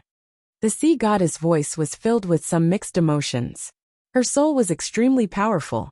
Not only could it engulf the entire sea realm, she could extend it as she wished into the Tian Yuan continent, the beast god continent, and even the wasteland continent. Without any exaggeration, her soul could move freely throughout the entire world. There was nothing that could threaten her, including the most dangerous place on the Tian Yuan continent, the Death Nest, except for the Ice Goddess Hall, a region forbidden for her to enter. Your Majesty, then may I inquire when the Ice Goddess Hall appeared? Jian Chen asked again. The sea goddess was a sovereign-like figure of the same era as Mo Tianyin. She knew many more secrets than saint emperors. The ice goddess hall seemed to have always existed. No one knows when it first appeared, but the people of the organization rarely ever visit the Tianyuan continent. Every time they appear, they visit the continent in search of disciples, and they handle everything with an extremely low profile, said the sea goddess. She did not know the answer to Jianqin's question either. At this moment, Jianqin thought about how the sword spirits had described Protector Shui as someone who had come down from above. In that case, did it mean that the organization was founded by Protector Shui? Jianqin asked again after thinking up to that point. Your Majesty, if you surpass Saint Emperor, is it possible to live for more than 1,000,000 years? The sea goddess shook her head. Beyond Saint Emperor is the Origin Realm. It has 3 subdivisions, which are Receival, Returnance, and Reciprocity. With my understanding, those of the Origin Realm can only live for 100,000 years, and even people who have reached Reciprocity cannot live longer than 200,000 years after ingesting various heavenly resources to extend their life. Perhaps only cultivation realms beyond that will allow you to live longer. Of course, if there is any heaven-defying treasures, you may be able to live for 1,000,000 years or even longer. However, even if that's the case, they'll end up the same as me, only able to maintain a soul while the body will be gone. At the same time, the soul will not be able to separate itself from the treasure that protects it. Jianqin became extremely depressed. He had already guessed that Protector Shui probably had already surpassed the Origin Realm, having reached an even greater level. He could not become happy over this no matter what, as the stronger Protector Shui was, the more unlikely he would be able to save Rui Jin and the others. Chapter 1229. Sudden changes of the Turtle Clan. The only place Jianqin could temporarily stay in the Sea Realm was the Turtle Clan, so after his conversation with the Sea Goddess, he headed to the Turtle Clan's territory with newbies. The space within the Sea Realm was much tougher than outside. Saint Kings could not rip open the space there to create space gates, so Jianqin and newbies could only fly to the Turtle Clan. Haha! It's said that the barrier around the Sea Realm can prevent the entry of foreign Saint Kings. Yet I've entered the Sea Realm as a foreign Saint King, without any difficulty at all. Probably only the 2 of us can enjoy such a great treatment. Newbies could not help but laugh freely as they flew. Oh right, Jianqin, that big fellow is still cultivating in the artifact space. He doesn't seem to have come to the Sea Realm before, so you might as well let him out to have a look, said newbies again. Jianqin immediately thought of Taita, who had always been cultivating within the artifact space. Hesitating slightly, he still ended up calling him out. With a flash of golden light, Taita's burly body appeared by Jianqin's side. His skin carried a faint, golden luster as a gentle, golden light shone from his body. It seemed like his skin was made from gold. Since Taita's identity was just far too sensitive on the Tianyuan continent, Jianqin never dared to let him appear in front of others. After all, the war god of the 100 races had provoked the beast god continent and the Tianyuan continent in ancient times. As soon as the news that the war god had returned made its way out, he would not be able to keep Taita safe with his current strength. However, the Sea Realm was different. In ancient times, only the Sea race did not participate in the war, so they did not have any enmity with the war god. To the various experts of the Sea Realm, perhaps the appearance of the war god would have nothing to do with them, much less lead to any conflicts of interest. Exactly because of that, Jianqin allowed Taita to appear in the Sea Realm in such a bold fashion without any worry. This was the first time Taita had come to the Sea Realm, so he constantly looked around as soon as he appeared outside the artifact space. He was extremely curious about everything, so he asked Jianqin and newbies about everything. Jianqin and newbies explained everything to Taita as they traveled. They shared everything they knew with him without hiding anything. The 3 of them maintained a straight course as they flew to where the Turtle Clan was. They flew over many large clans, which caused many experts to come up to stop them. However, since they let their presences radiate out without holding back, the aggressive experts immediately became bright red. They would politely clasp their hands to the 3 of them before obediently backing off. After flying for several hours, the three of them finally arrived at the Turtle Clan. However, what they saw was not a prosperous clan, but a battleground dyed with blood. Blood had pooled into small streams with many corpses strewn across the ground. Not only were there members of the Turtle Clan, there were other people as well, but all of the other people wore the same attire. It was possible to tell with a single glance that they belonged to the same organization. Meanwhile, the many grand structures of the clan had been reduced to ruins by the battle as well. Bloody marks were present everywhere. 200-meter-wide pits had been dug far away. Between the ruins of the clan, several dozen people in the same attire worked arduously as they moved the corpses. They moved all the corpses into the two large pits to bury them. Hundreds, possibly even thousands, of dead people were already stacked inside. Jian Chun and newbies, who had just arrived, revealed a drastically different expression when they saw this. Only Tai Ta, who was clueless, remained composed as he observed the ruined territory of the Turtle Clan. Jian Chun hovered several hundred meters in the air as he stared blankly at the horrifying landscape. His face was filled with shock and disbelief. He had even begun to doubt his eyes at that moment. Suddenly, fury surged in Jian Chun's heart. Great killing intent radiated from him without control, causing the surrounding temperature to plummet, as if it had turned into an ice cavern. Jian Chun suddenly vanished from the air. By the time he had appeared, he had already traversed 1,000 meters, arriving beside a middle-aged man who was moving corpses. He grabbed the man by the clothes on his chest and loudly demanded, "What's happened to the Turtle Clan? Speak." The middle-aged man was only an Earth Saint Master, so Jian Chun's vast presence and icy-cold killing intent pressed against his chest like a mountain, making breathing difficult for him. He had almost suffocated, and he instantly paled. The middle-aged man understood just how terrifying Jian Chun was. He even felt like he was stared into a death god's eyes as he looked at Jian Chun's cold pupils. They seemed like they could suck away his soul at any moment. Warrior, the Turtle Clan's been wiped out by the Tao family. I am a member of the Tao family, so I hope you can spare my life on behalf of the clan. The middle-aged man replied to Jian Chun with a trembling voice.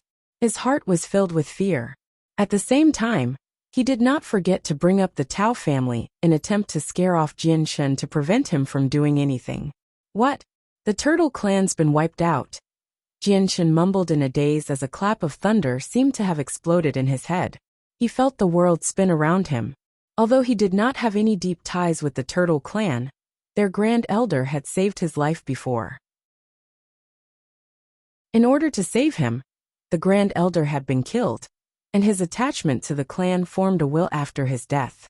This was more than enough to show just how important the clan was to the Grand Elder. Jian Chun no longer had the opportunity to thank the Grand Elder for saving his life, so all he could do was help him fulfill his final wish, to develop the Turtle Clan and make them regain their former glory, letting the Grand Elder die without regrets. Yet now, not only had the Turtle Clan failed to return to their former glory under his leadership, they had suffered a disaster instead. How was it possible for Jian Chun to not become mad? The Tao family, Jian Chun clenched his teeth, and the killing intent around him had reached a maximum. He struck his hand against the head of the middle-aged man, shattering it into pieces and killing him on the spot. The several dozen other people all stopped what they were doing and encircled him. They had come originally to see what was going on, but they immediately shivered inside when they saw Jian Chun smash the man's head into pieces. They began to back away slowly. Jian Chun glanced over all the people with his gaze filled with killing intent. He coldly said, "Are you all people of the Tao family? If that's the case, you can all be buried with the dead clansmen of the Turtle Clan. Warrior, please wait." At this moment, an old voice filled with fear boomed out. An old man quickly rushed over from afar. He wore the exact same uniform as all the other people. The old man was a saint ruler, but only at the first heavenly layer. Clearly, he had only just broken through. Yet he was already sweating bullets. He was horrified by the icy-cold killing intent radiating from Jian Chun. Warrior, an intense battle occurred 3 days ago between the Turtle Clan and the Tao family, but the Turtle Clan was not wiped out. All the remaining people have retreated over 10,000 kilometers to the south. We're only responsible for cleaning up the battlefield. The old man carefully explained with his head lowered his head. He did not choose to run because he knew that it would all be useless with his strength before Jianshen. Jianshen immediately expanded his presence after what the old man had said. Indeed, he found quite a few people of the Turtle Clan 10,000 kilometers to the south. Without any hesitation, he immediately shot into the sky and flew to where the Turtle Clan had gathered. "Big fellow, let's go!" Newbies yelled to Tai Ta before following Jianshen. The old man sighed a breath of relief after avoiding calamity. He wiped away his cold sweat and turned to the others. "Don't bother with these corpses anymore. Another great expert has arrived for the Turtle Clan. Let's hurry back to the clan to report this." The place used to be empty, but it had now become the territory of a large clan. The clan that took up this land was the Turtle Clan. The Turtle Clan had only recently claimed this area for themselves. Many structures were newly built, and there were many houses that were still under construction. Although people flowed in and out of the clan unceasingly, very few people spoke. Every single one of them was filled with sorrow as they silently built their new homes with clenched teeth. Every single one of them possessed a hatred that they could not let go, which caused a miserable atmosphere to loom over the entire clan. Jianshen, newbies, and Tai Ta arrived at the new territory of the Turtle Clan at the same time. As soon as they touched down, a person building his house noticed them. He immediately recognized Jianshen and became stunned before rubbing his eyes. His face then became filled with delight and disbelief. "It's the ruler. The ruler's returned. It's the ruler who has returned. Fantastic, our ruler has returned." The person who recognized Jianshen exclaimed. His voice was filled with excitement. "What? The ruler's returned? Is that true? Where? Where has the ruler returned? Has the ruler really returned? I see him. It really is the ruler.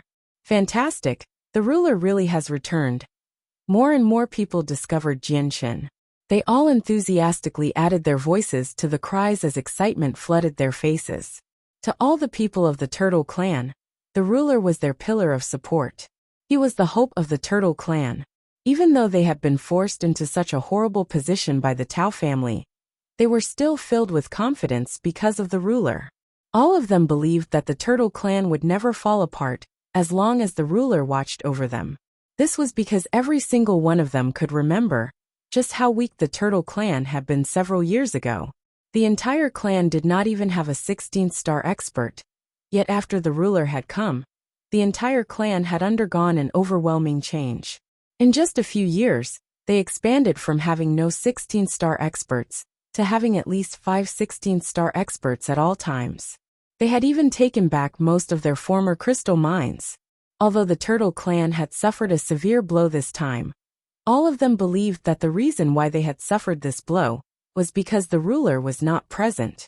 They would never have suffered defeat if the ruler had been present.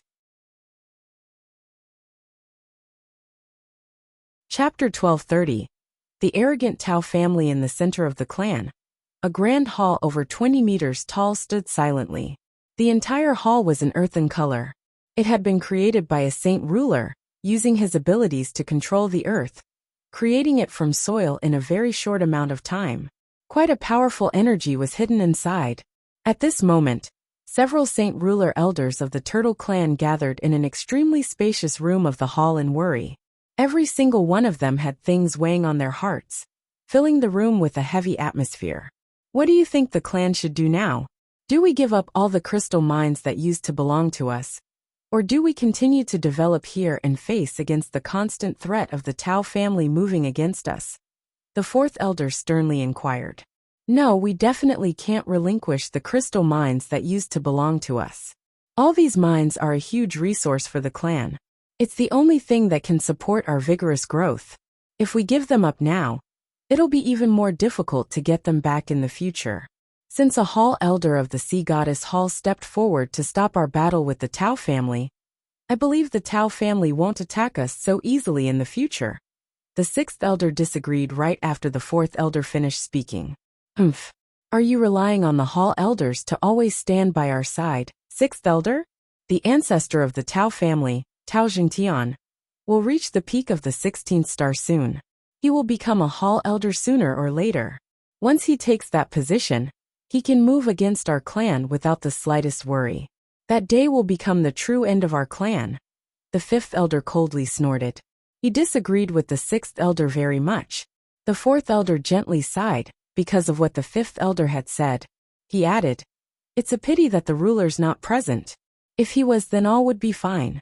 Only he can determine the rise or decline of our clan. The ancestor of the Tao family is just far too powerful. And he's even joined with the Mashi clan through marriage, which makes him even more influential in the Sea realm. Coupled with the fact that he's formed an alliance with over 10 large clans, the number of 15th and 16th star experts they've gathered is not something our clan can deal with. We probably still won't have the power to contend with the Tao family even if the ruler returns," the 7th elder added in a heavy voice. The 4th elder's expression changed, and he sternly looked at the 7th elder. He berated, "7th elder, how can you talk about the ruler like that? As an elder of the Turtle clan, you can lose confidence in yourself, but you should never lose confidence in the ruler, because he is the greatness of the Turtle clan, the person who holds all the hope of the Turtle clan. We are only truly powerful when we have him watching over us. We need to stand firm. Once the ruler returns, we'll be able to recover from this situation." The 7th elder immediately fell silent. He lowered his head. The ruler of the Turtle clan never stayed in the clan for very long, but he had established a great impression among the elders. Our report. At this moment, a guard called out from afar as he rushed over in a hurry. Seeing how impatient the guard was, the elders immediately stopped their discussion. One of them stared at the guard and heavily asked, "What's happened? Has the experts of the Tao family come?" "And no elders, the ruler has returned. The ruler has returned," the guard huffed. He was extremely excited. "What? The ruler's returned?" The elders present beamed with delight. One of them chuckled aloud and said with a clear voice, "Everyone, let's go welcome the ruler." "No need, I'm already here." Jian Chen's deep voice rang through the hall right after the elder spoke. Before Jian Chen had finished speaking, he had already appeared before everyone with newbies and Tai Ta, along with a great group of clansmen. The clansmen stopped outside the hall while joy and excitement from the bottom of their hearts was plastered across their faces. "We greet the ruler." The elders of the Turtle clan immediately bowed to Jian Chen. They were all emotional where even their voices trembled slightly. Jian Chen walked up to the throne and sat down while the elders stood in a row below in a courteous manner. Newbies and Tai Ta were much more relaxed in comparison. They knew that Jian Chen had important matters to deal with, so they did not disturb him. Instead, they began to stroll around the place by themselves. "Tell me exactly what has happened. Why has the Tao family attacked the Turtle clan without any reason?" Jian Chen coldly asked with a sunken expression. The 4th elder immediately stepped forward. He politely explained the situation to Jian Chen. "Ruler, I believe you know that the Turtle clan has been working on taking back the crystals mines that had been taken from us after our strength had increased. Originally, we had taken back most of them with only a few better, larger mines still in the possession of a few large clans. They persisted in not returning them. So in order to resist the Turtle clan, they've even formed an alliance with the Tao family. The remaining mines are just far too important to us, and they belonged to us originally, so we never gave up on them. Hence, many conflicts occurred between the experts of the Turtle clan and the alliance, causing both sides to suffer casualties. However, since we had 5 16th star experts guarding us, we were in no way weaker than the alliance, so we were locked in a stalemate. But this balance in power was disrupted a month ago.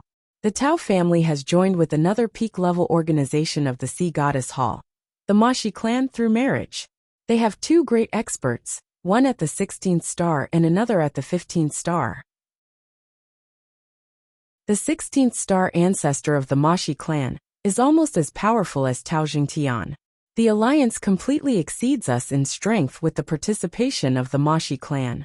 Soon afterward, the Tao family sent an envoy to our clan and brazenly declared that we had seized many crystal mines without any fear and had broken the peace within the territory of the Sea Goddess Hall. because we had the support of a few 16th-star experts.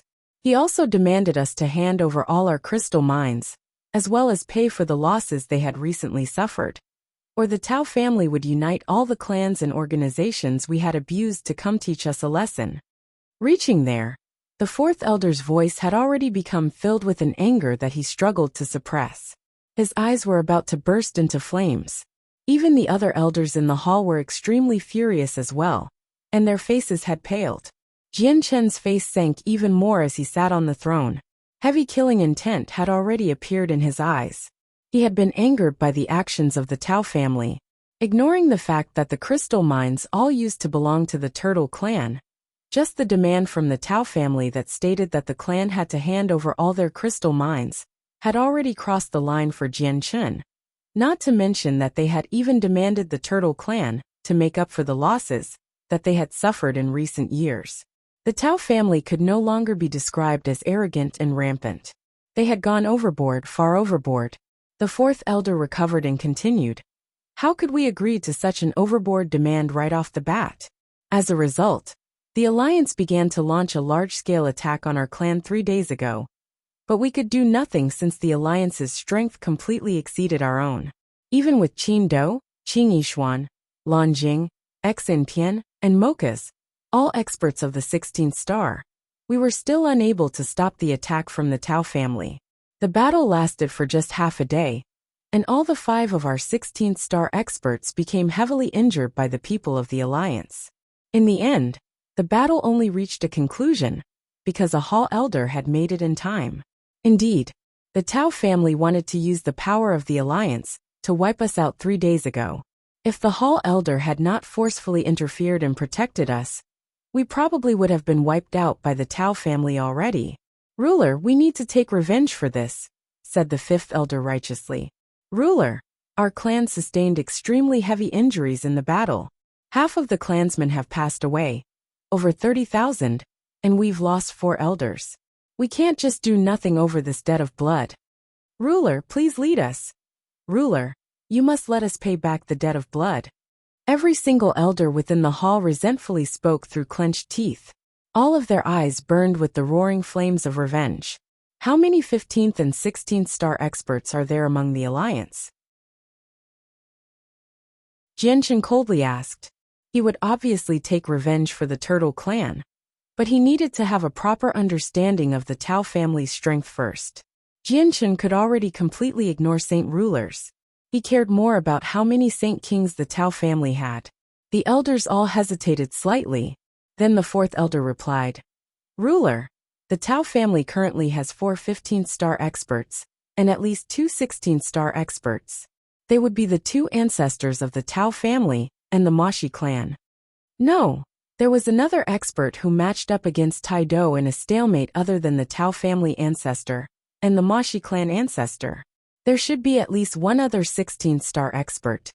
I don't think all of you saw it, but when the battle erupted, there was another person in the Alliance who watched on. I could not discern their strength. He did not take part in the battle. I am guessing that he's a 16th star expert as well, added another elder. Jian Chen frowned.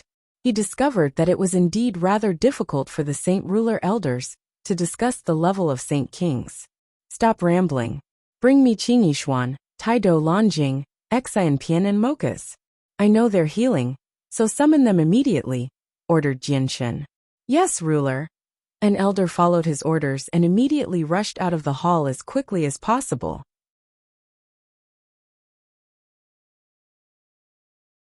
Chapter 1231. Envoy of the Tao family. Jian Chen did not wait for very long before Qing Yishuan, Taido, Lanjing, Xin Pian, and Mokas entered the hall. Their faces were pale white, without a shred of blood, and they were extremely heavily injured. To think you would still know to return. You sure are having it easy as the ruler of the Turtle clan, leaving behind the 5 of us, and then vanishing. Back when I told you to deal with the Tao family, you insisted on saying no. Now look at it. The Tao family and the Mashi clan have joined in marriage, and they're already prevailing. They're not something that the current Turtle clan can deal with. What do you think we should do? Qing Yishuan could not help but criticize Jian Chen as soon as she saw him. Although she had already agreed to temporarily watch over the Turtle Clan, it was just an agreement in the end. Qing Yishuan was still biased against Jianchen. She still remembered the moment when Jianchen had taken the Octiterra map fragment from her, while she was heavily injured. She could not forget it no matter how she tried. Unfortunately, Jianchen was no longer the insignificant saint ruler from before. So even if she hated him, she was not his opponent. I didn't move against the Tao family back then because I was not confident we could completely suppress them, which was why I let them be. It's just that I never thought that the Tao family would strengthen so quickly and declare war against my Turtle Clan themselves, Jianchen coldly replied. What he really feared about the Tao family was their ancestor, Tao Jingtian. It was said that he was quite close to becoming a Hall Elder, and all Hall Elders were Saint Kings at great perfection. Then do you have the power to deal with the Tao family right now? Qing Yishuan stared at Jianchen. Among everyone present, he was the only person she did not show any respect to. She had always felt like he owed her. Tell me in detail just how many Saint Kings the Tao family have first, and what level of strength they possess, as well as Tao Jingtian's exact strength, Jianchen said. The alliance of the Tao family has a total of 9 Saint Kings so far. There are 4 beneath the 5th heavenly layer and 5 that are either at the 5th heavenly layer or above. 1 is of the 5th heavenly layer, 2 are of the 6th heavenly layer, another is of the 7th heavenly layer, and the last one is of the 8th heavenly layer. The ancestor of the Mashi clan is of the 7th heavenly layer, while Tao Jingtian is the strongest, having reached the peak of the 8th heavenly layer. He is also only a single step away from reaching the 9th, and I heard that Tao Jingtian is in possession of a divine hall as well, Qing Yishuan coldly replied. Jianchen frowned. Adding newbies Tai Ta and him, they only had 8 Saint Kings. Tai Do was of the 5th heavenly layer, while Qing Yishuan, Lanjing, Xian Pian and Mokas were all of the 6th heavenly layer. Newbies was the weakest, at the 4th heavenly layer, but if he used the Saint Tier battle skill he had modified, he could temporarily match up against experts of the 7th heavenly layer. As for he himself and Tai Ta, both of them could face up against experts of the 7th heavenly layer without suffering defeat. Together, they were in no way weaker than the Tao family alliance. They may even be stronger. However, what pained Jianchen was that Tao Jingtian was in possession of a divine hall. His side seemed very strong, but it was still not enough to destroy a divine hall. Qing Yishuan thought that Jianchen was not confident that they could defeat the Tao family when she saw him frown. She could not help but sigh inside. The influence of the Tao family was like the midday sun right now, and without much time, Tao Jingtian would become a Hall Elder as well. At that time, dealing with them would become even more difficult, and she had no idea if she would still have the chance of obtaining what she wanted. If she did not obtain the item, she would not be brave enough to return to the Tianyuan continent. God damn it. I had the Octiterra map fragment before, and I could have used it to exchange with the Tao family for what I wanted. It's all because the map fragment was stolen away by Jianchen. Qing Yishuan gritted her teeth in hatred when she thought up to that point. At this moment, a guard quickly rushed inside. He said in a rather flustered manner, "Ruler, the Tao family has sent an envoy. He's currently waiting outside." An envoy of the Tao family, Jianchen became stunned, probably due to the fact that he did not expect an envoy to come at such a crucial moment. However, he quickly snapped back to his senses and said, "Lead the way for him." "There's no need to lead the way. I'll come in myself." An arrogant voice rang out from outside as soon as Jianchen had finished speaking. He was a skinny old man who strode over with his chest high, as if he was above everyone present. The old man was a saint ruler, and behind him followed 2 heaven saint masters. The elders of the Turtle clan immediately became furious when they saw the envoy. Their hatred for the Tao family had already reached a bone-deep level.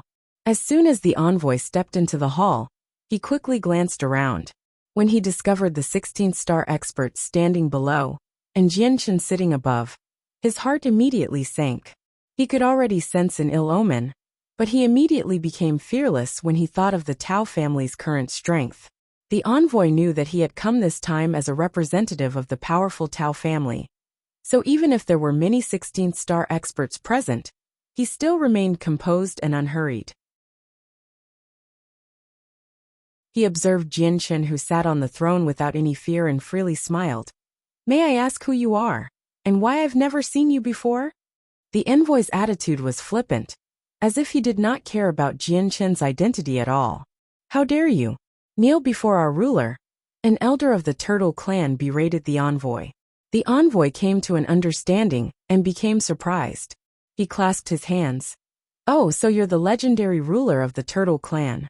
Please forgive me rudeness, I have truly been rude. Since you know he's our ruler, why don't you hurry up and kneel? It's your honor to be able to see our ruler at the 13th star." Another elder demanded. The envoy began to laugh aloud. "You sure are worthy of being the ruler of a clan, demanding respect at times like this. However, I've only ever kneeled to ancestor Tao Jingtian. Even the current patriarch of the Tao family has no right to make me kneel. So I do wonder if the ruler of the Turtle clan deserves such a thing. How dare you? Such boldness. You must be tired of living for speaking like this to the ruler." Every single elder became utterly furious. Jianchen deeply frowned as well. The Tao family was just too arrogant. Even a mere saint ruler envoy was acting in such a cocky fashion before so many saint kings. "Taido, toss out the three of them," Jianchen coldly commanded. No matter what intentions they had come with, he did not plan on talking to them, with how arrogantly they acted. The envoy's expression immediately changed when he heard that Jianchen was about to throw them out of the clan. He yelled, "Don't you dare! I'm representing the Tao family." Once he reached that point, he was thrown out of the clan along with his 2 followers by Taido. Although Taido was heavily injured, he was still a 5th heavenly layer saint king. The envoy could not resist the frozen space. Plop, plop, plop. 100 meters away, 3 muffled sounds could be heard. The envoy and his followers heavily hit the ground. Although they were not injured, they were reduced to a mess.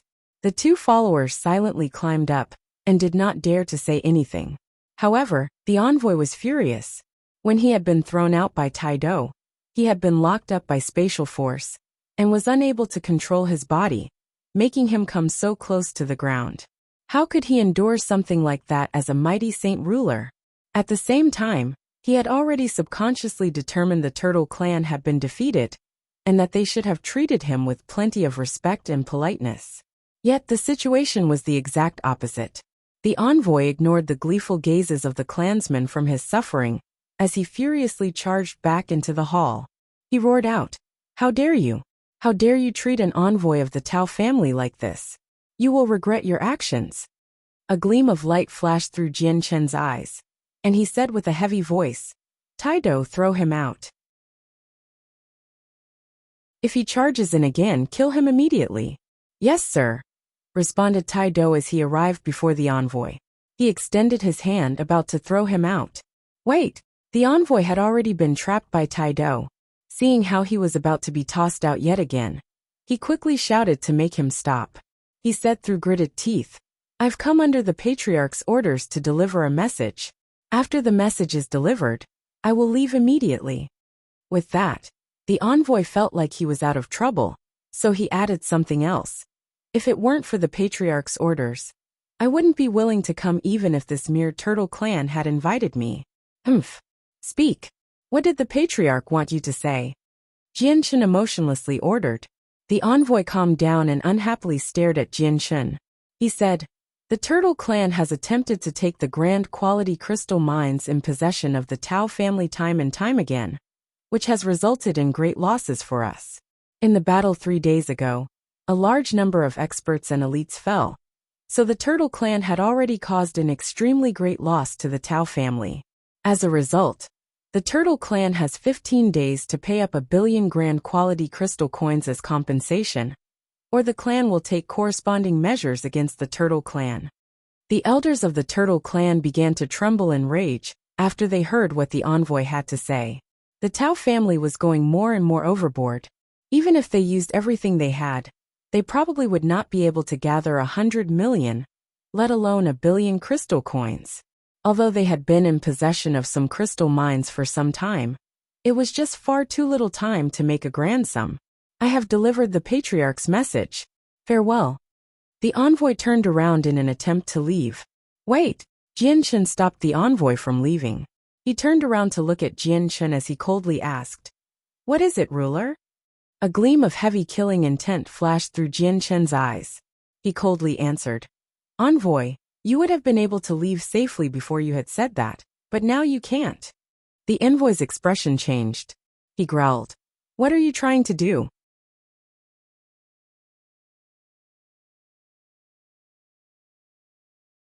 Chapter 1232. Mobilization. Jianchen ignored the envoy. He looked at Tai Do and said, "Bring me his head." Tai Do became stunned by that command, as if he had never thought that Jianchen wanted to kill the envoy right there. However, he snapped back to his senses very quickly, moving against the envoy without saying anything more. "How dare you? Are you trying to make trouble? I am the representative of the Tao family." The envoy's expression really changed as he hurriedly cried out. He had never thought that Jianchen would actually want to kill him. After all, he had come this time as a representative of the Tao family. If the Turtle clan really did kill him, the flames of rage from the Tao family would burn them to a crisp. He did not believe the Turtle clan was the Tao family's opponent, even if their legendary ruler had returned. Tai Do ignored the cries of the envoy. He extended his hand and twisted the envoy's head, forcefully wrenching it from his neck. With the envoy's strength as a saint ruler, he was completely immobilized by Tai Do's abilities as a saint king. All he could do was watch helplessly as his head parted from his body. The envoy had not died. As a saint ruler, severing the head from the body was not enough to claim his life. As long as his soul was still present, he could still survive even if his head had been reduced to pieces. At that moment, the envoy stared at Jianchen wide-eyed in shock and anger. Even now, he refused to believe that the Turtle clan was bold enough to treat him like that they were completely unafraid of the Tao family behind him. Jianchen flicked a finger from the throne, and a sharp sword chi shot from the tip of his finger. It disappeared between the envoy's eyebrows. The eyes of the envoy quickly lost their luster and became glassy. Jianchen's sword chi had wiped out his soul. Jianchen waved his arm, and a gust of wind blew away the envoy's head, directing it into the hands of a follower that had come with him. Jianchen coldly said, "Go tell Tao Jingtian that he must return all the mines of the Turtle clan within a day, and that he must pay 10 billion crystal coins in compensation for the casualties the Turtle clan suffered in the battle several days ago. If he fails to do those two things in the given time, my Turtle clan will begin a devastating attack on the Tao family and all those in the alliance. We will not let the matter rest until we are dead." The two followers had become as pale as paper as fear overwhelmed their souls. They could not help but tremble.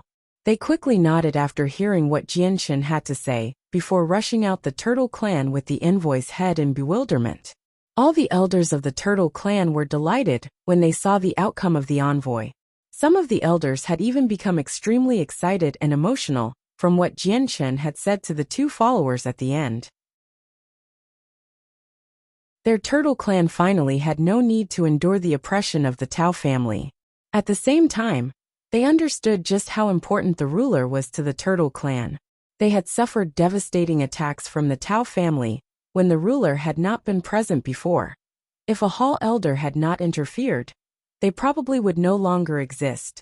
Now that the ruler had returned, the clan had toughened again. They no longer feared the Tao family. "Jianchen, have you really made up your mind to move against the Tao family? Are you confident you can deal with them?" Qing Yishuan sternly asked, but she too felt some anticipation inside. Jianchen nodded.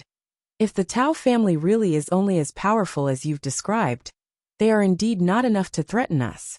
The situation this time was different from the last. Newbies had already emerged from seclusion, and coupled with Tai Ta, who was no weaker than himself, the Tao family really did not pose much of a threat to them. "But the five of us are all heavily injured. We can't recover in a short amount of time," Qing Yishuan said with some worry. Although she had no idea where Jianchen's confidence originated from, she also knew that Jianchen was not a reckless person. A mysterious smile appeared on Jianchen's face. "I obviously know that the five of you are heavily injured. You don't need to worry about this problem. I can heal all of you up very quickly." With that, a golden streak of light flashed from between Jianchen's eyebrows, as the saint artifact flew out from his sea of consciousness. "Don't resist," Jianchen advised before sucking them into the artifact space. He planned on getting the artifact's spirit to heal them. Although Jianchen was also a Class 7, Radiant Saint Master, only water-attributed energy was abundant in the sea realm. Radiant Saint Force was extremely thin. If he used his own powers to heal the 5 of them, it would be nowhere near as effective as on the Tianyuan continent. The origin energy of Radiant Saint Force was a consumable energy to him. It was even more difficult to recover than Chaotic Force, so in order to save on origin energy, he could only let the artifact spirit handle healing them. To reach Class 8 as a Radiant Saint Master, all that was needed was accumulation. Once a Radiant Saint Master possessed a certain level of origin energy, their souls would improve qualitatively, and hence, reach the 8th class. Jianchen did not possess a lot of Radiant Saint Force origin energy. He had absorbed as much as he could when the seal within the artifact space had broken open. This origin energy was his hope to reach Class 8, so he would not waste even a small amount of it unless he had no other choice. The artifact spirit had reached Class 8 as a Radiant Saint Master, so under his healing, the 5 of them used less than an hour to make a full recovery from their extremely heavy injuries, which delighted them very much. Afterward, Jianchen gave the 5 of them another half a day to recover their expended saint force. Afterward, he led Qing Yishuan, Taido, Xanpian, Mokas, Nubis and Taita toward the Tao family in an aggressive manner. A few elders of the clan followed along as well. Jianchen did not count on the Tao family agreeing to his limit of a single day, because he knew that it was impossible. At the same time, several hundreds of thousand kilometers away, a middle-aged man paced around in a well-adorned room within a medium-sized tribe named the Kaler tribe. His brows were tightly furrowed, as if something weighed on his heart. He was the current patriarch of the Kaler tribe, as well as Kaya's father. "Jiasuwa, has the young lady still not emerged from seclusion?" Suddenly the patriarch asked someone outside. "Patriarch, the young lady is still in seclusion, and has still not come out," replied the guard outside. The patriarch furrowed his brows even more tightly, as he felt a vague unease inside. He understood his daughter extremely well. Even though she had shown great talent since she was young, she was not very enthusiastic about cultivating, or she probably would have become a 14th-star expert already with her talent. Yet now, she seemed to have undergone an unbelievable change after being taken away by the ruler of the Turtle clan. She entered a long period of seclusion as soon as she had returned, despite never entering seclusion in the past. She had not emerged even now, which filled him with great worry as a father. He was extremely curious at the same time. He had no idea just what had happened after the ruler of the Turtle clan had taken away his daughter. Why had his daughter become so enthusiastic about cultivating? Had she been abused? As the patriarch deeply pondered these mysteries, a guard's shocked cry rang out. "Ah, young miss, why, you've emerged." Before the guard could finish his sentence, the door to the room was pushed open. Kaya walked in with her sky-blue clothes. Her entire presence was slightly different compared to before she had entered seclusion. The patriarch became stunned when Kaya suddenly appeared before him. However, he beamed with joy soon after. "Kaya, you finally emerged. Fantastic. Do you know how worried I've become since you suddenly went into seclusion?" Kaya smiled and gently replied, "Sorry, father, I've made your worry." The patriarch could sense that Kaya did not behave abnormally at all, which relieved him. He freely smiled. It's fine, as long as you are well." The patriarch saw how Kaya was hesitating, so he followed up with a caring question. "Kaya, is there something weighing on your mind? If there's anything I can help you with, just tell me. I'll do everything I can." "Oh right, Kaya. Why did the ruler of the Turtle clan look for you last time? And why did you enter seclusion as soon as you had returned, only emerging now?" Kaya hesitated before saying, "Father, I've actually emerged from seclusion this time to ask you for some crystal coins."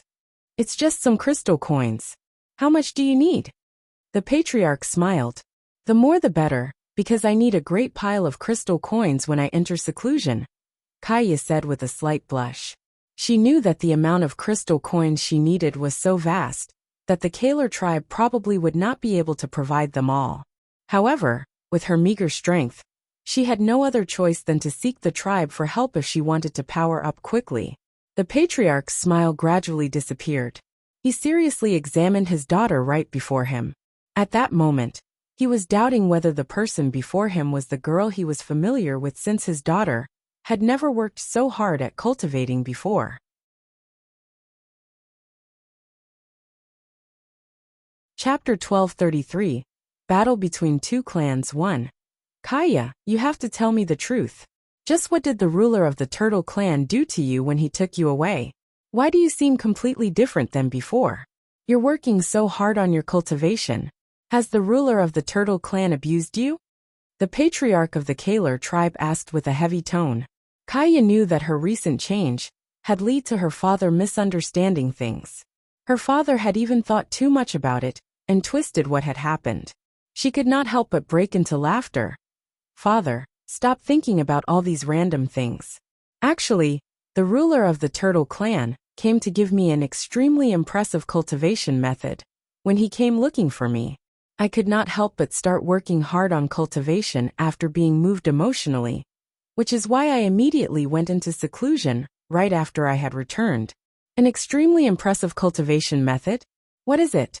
It's even greater than the innate spirit opening technique of the 8 divine arts? The patriarch stared at Kaya in shock. Kaya hesitated slightly before saying, the ruler gave me the cultivation method of the Octaterra Emperor, as well as his experiences and knowledge regarding cultivation. Father, do you think it's greater than the innate spirit opening technique? What? The cultivation method of the Octaterra Emperor? The patriarch was greatly shocked as disbelief flooded his face. His expression then suddenly changed, and he immediately erected a barrier to isolate the room with wave of his hand. Afterward, he excitedly looked at his daughter and said with a trembling voice, my dear daughter, did the ruler of the Turtle clan really give you the cultivation method of the Octaterra Emperor, as well as his cultivation knowledge and experiences? Yes. How can I trick you, father? If you don't believe me, do you want me to take it out for you to have a look? Kaya seriously asked. The patriarch immediately waved his hands. No. I believe you, but you have to be careful. You can't let anyone else know that you possess the cultivation method of the Octaterra Emperor, okay? The patriarch was extremely stern. Yes, father, I understand, Kaya solemnly replied. She clearly understood just how important the matter was. Afterward, the patriarch passed a space ring to Kaya. He said, there's 5 million grand quality crystal coins in there. That's all the crystal coins I have on me, so take it and use it first. I'll call a gathering with the elders later on and persuade them. Then I'll pour a portion of the tribe's resources into you. Just don't worry. I'll do everything I can to help you obtain cultivation resources. Then I'll take my leave first. I'll work extra hard to see if I can become a 15th-star expert as soon as possible. Kaya left with the space ring. She did not waste a single moment, entering seclusion once more. After Kaya had left, the patriarch remained in the well-adorned room. He was unable to calm down from his excited state for quite some time. He had never dreamed that his daughter would experience such great fortune, to have actually obtained the cultivation method of an emperor. He also believed that with her talent, it was extremely possible for her to become an expert on par to emperors in the future, with the cultivation method and knowledge from the Octaterra Emperor. As a father, he felt extremely prideful when he thought about how his own daughter would accomplish something so great in the future, even if it had not happened yet. Aunt, the cultivation method of the Octaterra Emperor is invaluable. So why did the ruler of the Turtle clan give it to Kaya for no reason? The patriarch thought of a very crucial question after calming down, which confused him very much. However, he did not think too much about it. He removed the barrier and walked out. At the entrance, 2 guards of the tribe stood there with straight backs as they stared ahead. The patriarch glanced past the 2 of them. He coughed and said, did the 2 of you hear anything? As he asked the question, he seemed to be unconcerned, but he devoted all his attention to the two guards. Confusion filled the gazes of the guards, and they replied, "Patriarch, we didn't hear anything." The patriarch nodded slightly before gradually walking away, without saying anything else. His mind then became filled with methods to direct a portion of the tribe's resources to Kaya without causing any doubt among the elders. At this moment, over 10 people of various ages gathered in a grand hall within the Tao family. They varied in strength, ranging from saint rulers to saint kings. They all gathered around a large round table that was filled with various delicacies. I never thought that a hall elder would appear and ruin our campaign to wipe out the domineering turtle clan. What a pity, what a pity. We missed such a good opportunity just like that, said a middle-aged man regretfully. He radiated with a vague but vast presence. He was a saint king, and was a part of the various clans that had allied themselves with the Tao family. His name was Tai Tongi. Brother Tai Tongi, there's no need to be regretful. The turtle clan can be lucky the first time, but it definitely won't happen a second time. The patriarch of the Tao family has already sent an envoy to the turtle clan. If they don't hand over 1 billion crystal coins in half a month, it will be perfectly justifiable for us to wipe them out. As long as we are reasonable, even hall elders can't forcefully order us to stop, said the ancestor of the Kayan clan. He was also a saint king, having reached the 6th heavenly layer. He was a 16th-star expert. Tai Tongi clasped his hands at the ancestor of the Kayan clan and said, "That's reasonable, Brother D-Sun, but I worry that the turtle clan will take advantage of this time and flee, moving the entire clan out of the Sea Goddess Hall's territory. And if they really do pull out 1 billion crystal coins in half a month, what do we do with them?" A blue-robed, middle-aged man with quite a striking appearance stood up and clasped his hands. "Senior Tai Tongi, you are worrying too much. Firstly, the turtle clan will not be able to retreat before they've compensated us with the 1 billion crystal coins. It is perfectly reasonable for us to stop them if they try to escape from the territory of the Sea Goddess Hall. At the same time, I've already sent people to conduct a detailed investigation of the turtle clan. Even if they use everything the clan has, they won't even be able to pay up 100 million crystal coins, let alone the 1 billion that we've demanded." He was the current patriarch of the Tao family, Tao Yun. He was a saint ruler of the 9th heavenly layer, and it was rumored that he would definitely break through in 50 years and reach a greater level of cultivation. We won't worry since the patriarch has put it like that. Several months ago, my most beloved and most favored grandson died to the experts of the turtle clan. I need to repay this debt with all the blood of the turtle clan, said a bald old man coldly. Heavy killing intent lingered in his eyes. "Don't worry, Brother Ingemo. You will have your revenge for your grandson. Half a month later will be the day the turtle clan ends," said a ruddy, sage-like old man. He was the ancestor of the Tao family, Tao Jingtian. At this moment, an old man who seemed to be the caretaker rushed in. His complexion was very horrible, and he hoarsely cried out, "Ancestor, the envoy to the turtle clan has returned. Let them in and report the exact details of the situation," Tao Jingtian coldly ordered. "Yes, sir." The person backed out under Tao Jingtian's orders. Very soon, the 2 heaven saint masters that had visited the turtle clan walked in with a bloodied head. They then kneeled on the ground with lowered heads. Including Tao Jingtian, all the people in THR room revealed a different expression and became furious when they saw the bloodied head. Heavy killing intent flickered in their eyes. Bang! Tao Jingtian slammed the table as his face darkened to the point that it had become terrifying. He furiously roared, "How dare they? The turtle clan sure is bold to kill the envoy that we the Tao family have sent. Humph! The turtle clan already faces their demise, yet they still don't know how to repent for their mistakes, fearlessly killing the envoy of the Tao family. They are not treating the Tao family with any importance at all. This is a naked provocation of the Tao family, as well as a way to demonstrate their might to all of us." All the experts from the large clans said in a righteous manner in their fury, "Explain exactly what happened during the visit, the 2 of you. Do not miss any details at all."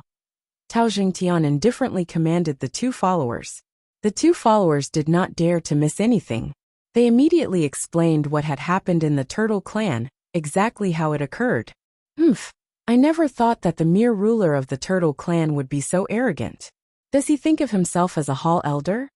Tao Jingtian immediately and coldly sneered when he heard the story from the two followers. Ancestor, the ruler of the Turtle Clan has also told us to bring back a message. One of the followers said with hesitation. Speak. What has the ruler gotten you to bring back? Tao Jingtian coldly asked.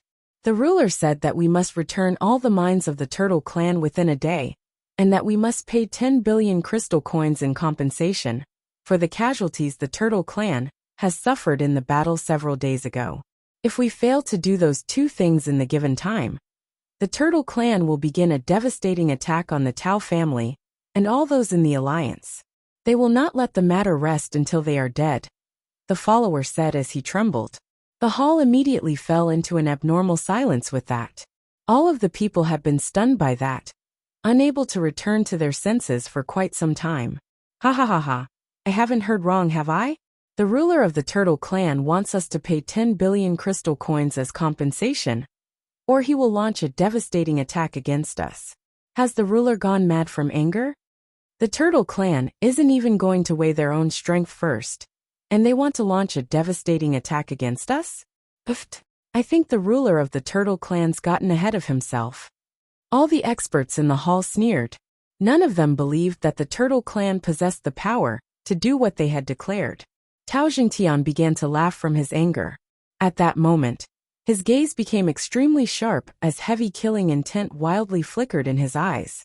He sneered. Good. Very well. Very well. The Turtle Clan is so arrogant. I'd like to see just how the little Turtle Clan will launch a devastating attack against us.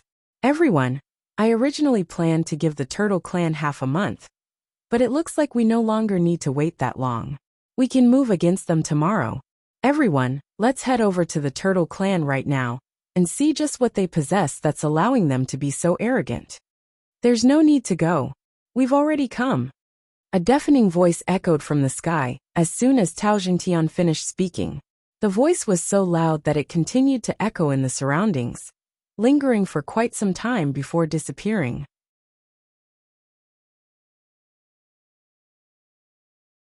Chapter 1234. Battle between two clans. 2. Above the Tao family, Jianchun, Taita, newbies Qingyishuan, Taido, Lanjing, Xianpian, and Mokas hovered 100 meters in the air in an arrogant manner. Every single one of them was calm and cool as vast presences radiated from the 8 of them, blanketing the entire Tao family. The air seemed to have become heavy under their presences. The weaker members of the Tao family all paled, while a small portion of them even began to bleed from the corner of their mouths. Their organs had already become heavily injured, having ruptured from the supreme presences. Even the saint rulers within the Tao family revealed rather unnatural expressions. Powerful energy revolved around them, as they used everything they had to resist the unending pressure. A cold snort rang from the central hall within the Tao family. At that moment, 9 Saint King presences surged out without showing any indication of giving in, ramming viciously against the 8 of them in the air like a wild tiger. Bang! A deep sound actually rang through the air with the collision of the invisible presences. The surrounding energy was affected as well. Becoming violent in that moment, it swept out like a storm, kicking sand and dust into the air. No one gained any upper hand from the clash between presences. Tao Jingtian flew up from below with a sunken expression, as the 8 Saint Kings from the Alliance followed behind him. Every single one of them possessed rather ugly expressions. You're the ruler of the Turtle Clan? Tao Jingtian coldly asked as he stared at Jian Shen, before quickly examining the 7 other people around him. He immediately became shocked. He had never thought that the Turtle Clan would actually possess 8 Saint Kings. The number was only 1 less than his alliance. But what surprised him even more was that the injured 5 had made full recoveries already. Tao Jingtian understood Qing Yishuan, Taido, Lanjing, Xianpian, and Moka's injuries extremely well. 3 days ago, he had determined that they would not have been able to recover without several years of time, and that they would end up suffering from irremediable aftereffects in the future. Even if they were in possession of great medicine, they would still need quite some time. It had only been 3 short days, yet the 5 of them had made full recoveries. At the same time, they did not seem to be suffering from any after-effects, which completely overturned Tao Jingtian's understanding of things. Correct. I am the ruler of the Turtle Clan. Tao Jingtian. I'll be collecting my debt from 3 days ago with interest, Jianchen sneered. A sliver of disdain appeared in Tao Jingtian's eyes. He sneered as well. Ruler of the Turtle Clan, your clan actually has 8 15th and 16th star experts. This has indeed exceeded what I expected. But if you think that you can deal with my Tao family with just the 8 of you, then you are mistaken. Jianchen's gaze gradually sharpened to the point where it was like a sword. Heavy killing intent was present inside as well. He sneered, really? I'd like to see who made the great mistake. With that, the Emperor armament appeared in his hand. At that moment, Jianchen's presence underwent a sudden change. If he seemed like an ordinary mortal before, he was now like a sword surging with aura. Kill! Suddenly, Jianchen roared out. He immediately charged toward Tao Jingtian in an aggressive manner with his Emperor armament. At the same time, newbies Tai Ta, Qingyishuan, Taido, Lanjing, Xanpian and Mokas moved as well. At the peak of the 6th heavenly layer, Mokas faced up against the ancestor of the Mashi clan, who was at the 7th heavenly layer, while Lanjing and Xanpian faced against 2 other Saint Kings, who were at similar levels as them, both at the 6th heavenly layer. Qing Yishuan's opponent was a 5th heavenly layer Saint King, while newbies and Taido faced 2 4th heavenly layer Saint Kings. As for Tai Ta, he was dealing with 2 Saint Kings all by himself. However, they were the weakest Saint Kings within the alliance, one at the 2nd heavenly layer, and the other at the 3rd. Jianchen had decided this after discussing their options on the way here. Including Jianchen, all of them were to keep their opponent busy, and then Tai Ta, who was most powerful among them, would handle the killing by starting with the weakest. 17 Saint Kings erupted in an intense battle above the Tao family. They fought with destructive attacks, where terrifying ripples of residual energy transformed into terrifying storms that wreaked havoc in the surroundings. Even 9th heavenly layer saint rulers dared not to approach them. Jianchen and Tao Jingtian's battle was the most intense. Tao Jingtian knew that Jianchen was not as powerful as him, so he used everything he had right from the start in attempt to finish off Jianchen as soon as possible. Then he would go assist the other people against the experts of the Turtle Clan. At his limit, Jianchen's battle prowess could reach the peak of the 7th heavenly layer. He currently faced against a Saint King at the peak of the 8th heavenly layer, so he used his full power without holding back at all. He abused the advantages of the chaotic body, as he constantly stabbed out with his Emperor armament that bore strands of destructive chaotic force, attempting to harm Tao Jingtian with every attack. His every attack was extremely quick, where every single strike outpaced the previous. It formed a net of swords that seemed to be watertight right in front of him. However, Tao Jingtian was at the peak of the 8th heavenly layer after all. He was well versed in battle as well. His experience was in no way less than Jianchen's. Faced against Jianchen's torrential attack, he was still able to deal with it in a composed fashion. He even used his abilities as a Saint King to limit Jianchen's movements from time to time. Although Jianchen would shatter the space before it had completely frozen, it still caused some problems for him, gradually forcing him into a disadvantage. Although Jianchen was not as powerful as Tao Jingtian, their disparity was just a single heavenly layer. At the same time, Jianchen had experienced countless battles of different sizes throughout his life. His experience in combat was extremely rich, so it was extremely difficult for Tao Xingtian to finish Jianchen off in such a short amount of time. Mokas had also fallen to a disadvantage with Jianchen. His opponent was a 7th heavenly layer Saint King, the ancestor of the Mashi clan. He had already been forced to retreat by his opponent. He was not as composed as Jianchen was. Below, a huge barrier of energy had been erected over the territory of the Tao family. It protected all the weaker members of the Tao family, preventing them from suffering from the ripples of battle. Even though the barrier was extremely tough, it was still rather difficult to block the ripples from a battle of 17 Saint Kings. The transparent barrier had already begun to tremble under the constant barrage of the energy ripples, and it was shaking more and more. Several tens of thousand people had already gathered within the barrier, including saint rulers. All of them stared nervously at the barrier above as it constantly shook. They all knew that the Tao family would have been flattened by the ripples of battle in a single moment if the barrier hadn't been protecting them. At this moment, a golden, dazzling light flickered. Tai Ta quickly swung the meter-long edge of his axe across the air, blowing away the second heavenly layer Saint King. A supreme battle intent was present within the blade of the axe. It seemed to be able to annihilate the souls of people. As the target of Tai Ta's attack, the battle intent experienced by the second heavenly layer Saint King was the most intense. It collapsed his willpower to battle. He actually felt powerless before the strike. The golden light grew larger and larger in his pupils. Not only did the battle intent shatter his courage to battle, it had drawn away all of his attention as well. His soul had already become silently injured after being struck by the supreme battle intent. Spurt. The golden axe passed through the Saint King.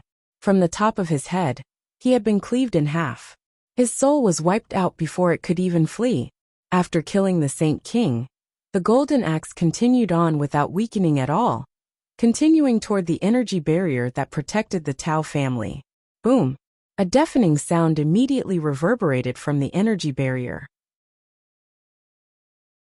It was already about to collapse from the energy ripples of 17 Saint Kings soon, so it immediately caved in after suffering an extraordinary strike from Tai Ta's axe.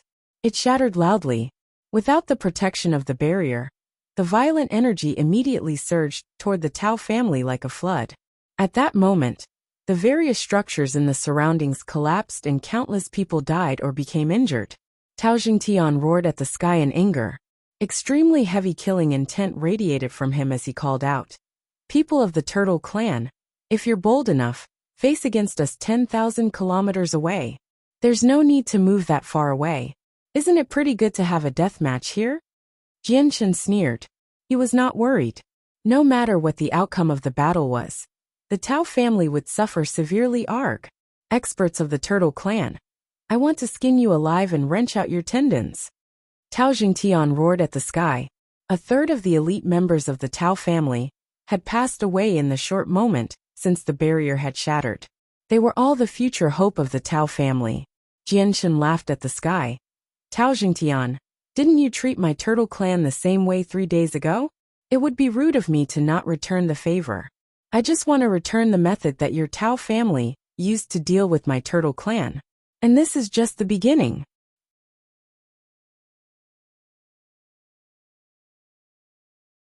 Chapter 1235. Battle between two clans 3. Tao Jingtian became pale white because of what Jianshan had said. His killing intent inside was so heavy that it had reached his limits. He yelled, "Ruler of the Turtle Clan, I swear to the heavens that I will reduce you to nothing. You will regret living. I will make you pay a heavy price for what you did today." Ha ha ha, I have never regretted anything I've done. Tao Jingtian, you may be stronger than me right now, but you still don't have the right to reduce me to nothing with your strength, sneered Jianshan.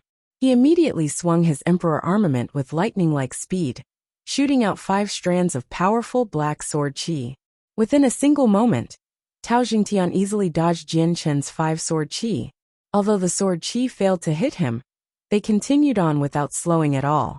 They caught up with 5 saint rulers of the Tao family who were currently fleeing, impaling their bodies and vanishing.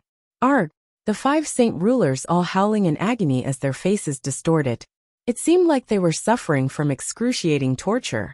However, they stopped crying out after a few seconds. Soon after their silence, their eyes blanked out since the black sword qi had reached their souls, dissipating them. Although Tao Jingtian placed all his attention on Jianshan, he knew exactly what was happening in the surroundings.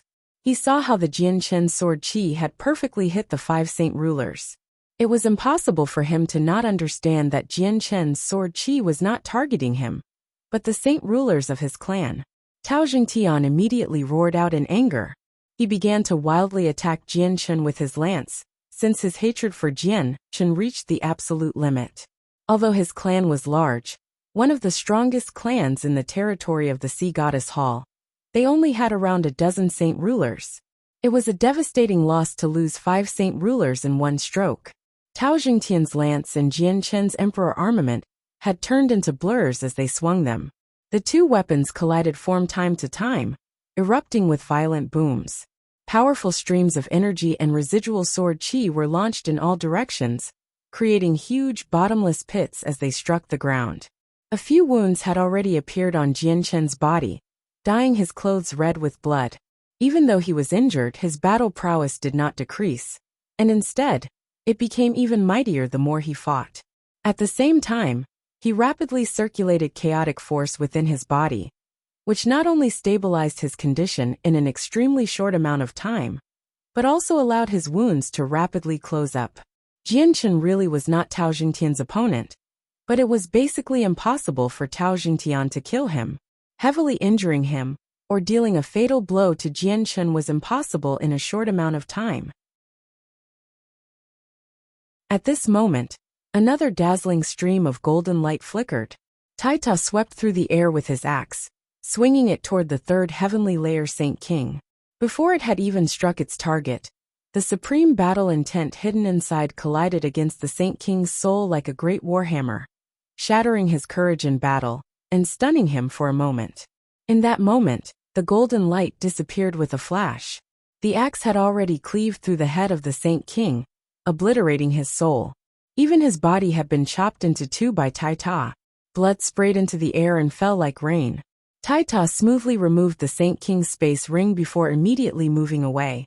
With a flash of golden light, he had disappeared, appearing next to Newbies in a moment. Newbies' opponent was a Saint King of the fourth heavenly layer. He possessed the same strength as Newbies, but as Newbies was a beast of antiquity, there was rarely anyone who could match up to him within the same level of cultivation. Although it was very difficult for him to kill someone like that in such a short amount of time, he had heavily injured his opponent with his poison. He was poisoned by the venom of a silver-striped golden snake, which was extremely potent. Coupled with Newbies' strength as a fourth heavenly layer Saint King, the venom was countless times more powerful than before. Even Saint Kings were likely to suffer death if they were poisoned, and did not do something about it soon. Big fellow, I can finish him. He can't last much longer, so don't worry about me. Go help the others. Newbies obviously knew what Tai Ta wanted to do when he saw him arrive by his side. He hurriedly informed Tai Ta of the situation. Newbies, Jian Chen said that we need to finish off as many Saint Kings in the shortest amount of time as possible, or we'll have no chance once Tao Jingtian pulls out his divine haul. Let me finish him off quickly, and then you can immediately go help out Jian Chen against Tao Jingtian, Tai Ta said with his deep voice. All right, I'll leave this person to you, big fellow. I'll go help out Jian Chen. Newbies still ended up abiding by what Tai Ta said. He passed his enemy to Tai Ta, and immediately went up to assist Jian Chen against Tao Jingtian. The Tao family had a total of 2 Saint Kings. The first one was Tao Jingtian while the second one was Tao Lin. In his battle against Newbies, Tao Lin had been poisoned, resulting in an abrupt drop in strength, and then suffered a few attacks from Newbies. He was already heavily injured, and just when he could not last much longer, his opponent changed from Newbies, who was only a little stronger than him, to the terrifying Tai Ta, making his heart sink. Although he had never clashed with Tai Ta before, he had witnessed Tai Ta killing off 2 Saint Kings with ease. Probably even Tao Jingtian was unable to accomplish something so glorious. So how was it possible for him to last very long in front of Tai Ta, while he was heavily injured? At that moment, Tao Lin's fear for Tai Ta reached an absolute limit. He had no interest in fighting Tai Ta, so he turned around and fled as quickly as possible. Tai Ta became slightly stunned by how Tao Lin fled. However, he soon smiled in a straightforward manner. You can't run from me. Mysteries of war, celestial movement. With that, Tai Ta vanished with a flash of golden light. He had basically reappeared the next moment several thousand meters away. Not only was he ahead of Tao Lin, who had turned to flee, he just happened to stop right in front of him. Tao Lin was surprised by how Tai Ta had appeared in front of him like teleportation. Disbelief filled his face, but before he could do anything, a dazzling golden light appeared in his eyes. He saw Tai Ta's axe swing toward him as it glowed with an endless luster. Just when he wanted to dodge, the supreme battle intent smashed against his soul like a hammer, making it feel like thunder had erupted in his head. Not only did it shatter all his courage for battle, it jolted him to the point where he became dumbstruck. The supreme battle intent from the axe was casually given off by Tai Ta. He did not use all his strength intentionally. Tao Lin was stronger than the two Saint Kings Tai Ta had killed before, so his soul was stronger as well. As a result, he obviously possessed better resistance. Just as Tai Ta's axe was about to land on him, Tao Lin suddenly stirred. As he stared at the rapidly expanding axe in front of him, he immediately paled in fright and placed his trident before him without a second thought. Ding! The trident split in half as it blocked Tai Ta's strike. The great force blew Tao Lin away, who heavily struck the ground below, forming a great crater. His entire body was wedged into the ground as blood shot out. Tai Ta did not plan on letting Tao Lin go. He immediately chased him with his golden axe. Tao Lin! Tao Jingtian sensed that Tao Lin's life was in danger, so he furiously roared at the sky. He forced Jianshan away with a full-powered attack before charging toward Tao Lin in an attempt to save him.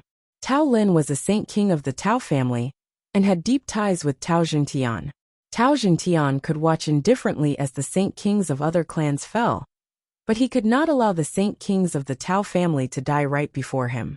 Newbies charged over from afar in an aggressive manner to block Tao Jingtian's path. He sneered, "Tao Jingtian, allow me, the great newbies, to understand your strength." With that, Newbies spat out a gray cloud of venomous gas while his hands turned into powerful claws. They were rather similar to Rui Jin's dragon claws. He then clawed at Tao Jingtian's chest. A vast energy surged from Tao Jingtian, instantly forming a 3-inch thick barrier of energy around him. It blocked Newbie's venomous gas while his claws became abnormally slow when they came in contact with the barrier. "Piss off!" Tao Jingtian angrily roared, hurling his palm at Newbies. It knocked Newbies away and caused him to vomit blood. Tao Jingtian then shot toward Tao Lin with lightning-like speed to save him. Tai Ta understood Tao Jingtian's intentions. He finally became slightly stern as he gripped his axe with two hands. Bright golden light quickly began to gather around the axe, as the battle intent within rapidly skyrocketed. "Mysteries of War Void Smasher." Tai Ta mumbled deeply as he suddenly swung the axe above his head. A streak of dazzling, golden light disappeared into the void. Tao Jingtian hurried toward Tao Lin without paying attention to anything. But at that moment, his expression suddenly changed. Just when he was 3 meters away, a dazzling streak of golden light seemed to appear out of nowhere, cleaving toward him with lightning-like speed. At the same time, a supreme battle intent suddenly erupted, slamming against his soul like a huge hammer. The battle intent was many times more powerful than what Tao Lin had experienced. Caught off guard, Tao Jingtian immediately let his attention slip. However, he was a peak 8th heavenly layer Saint King after all, so both the strength of his soul and power was incomparable to Tao Lin. He basically returned to his senses in a single moment, and without any hesitation, he immediately stabbed out as hard as he could. Thus, his lance collided with Tai Ta's axe. Boom! A deafening sound immediately erupted in the air. Although Tao Jingtian had managed to block Tai Ta's axe with his hurried strike, he retreated uncontrollably from the violent residual energy. He became disheveled while his clothes became a mess. He was in an extremely horrible condition.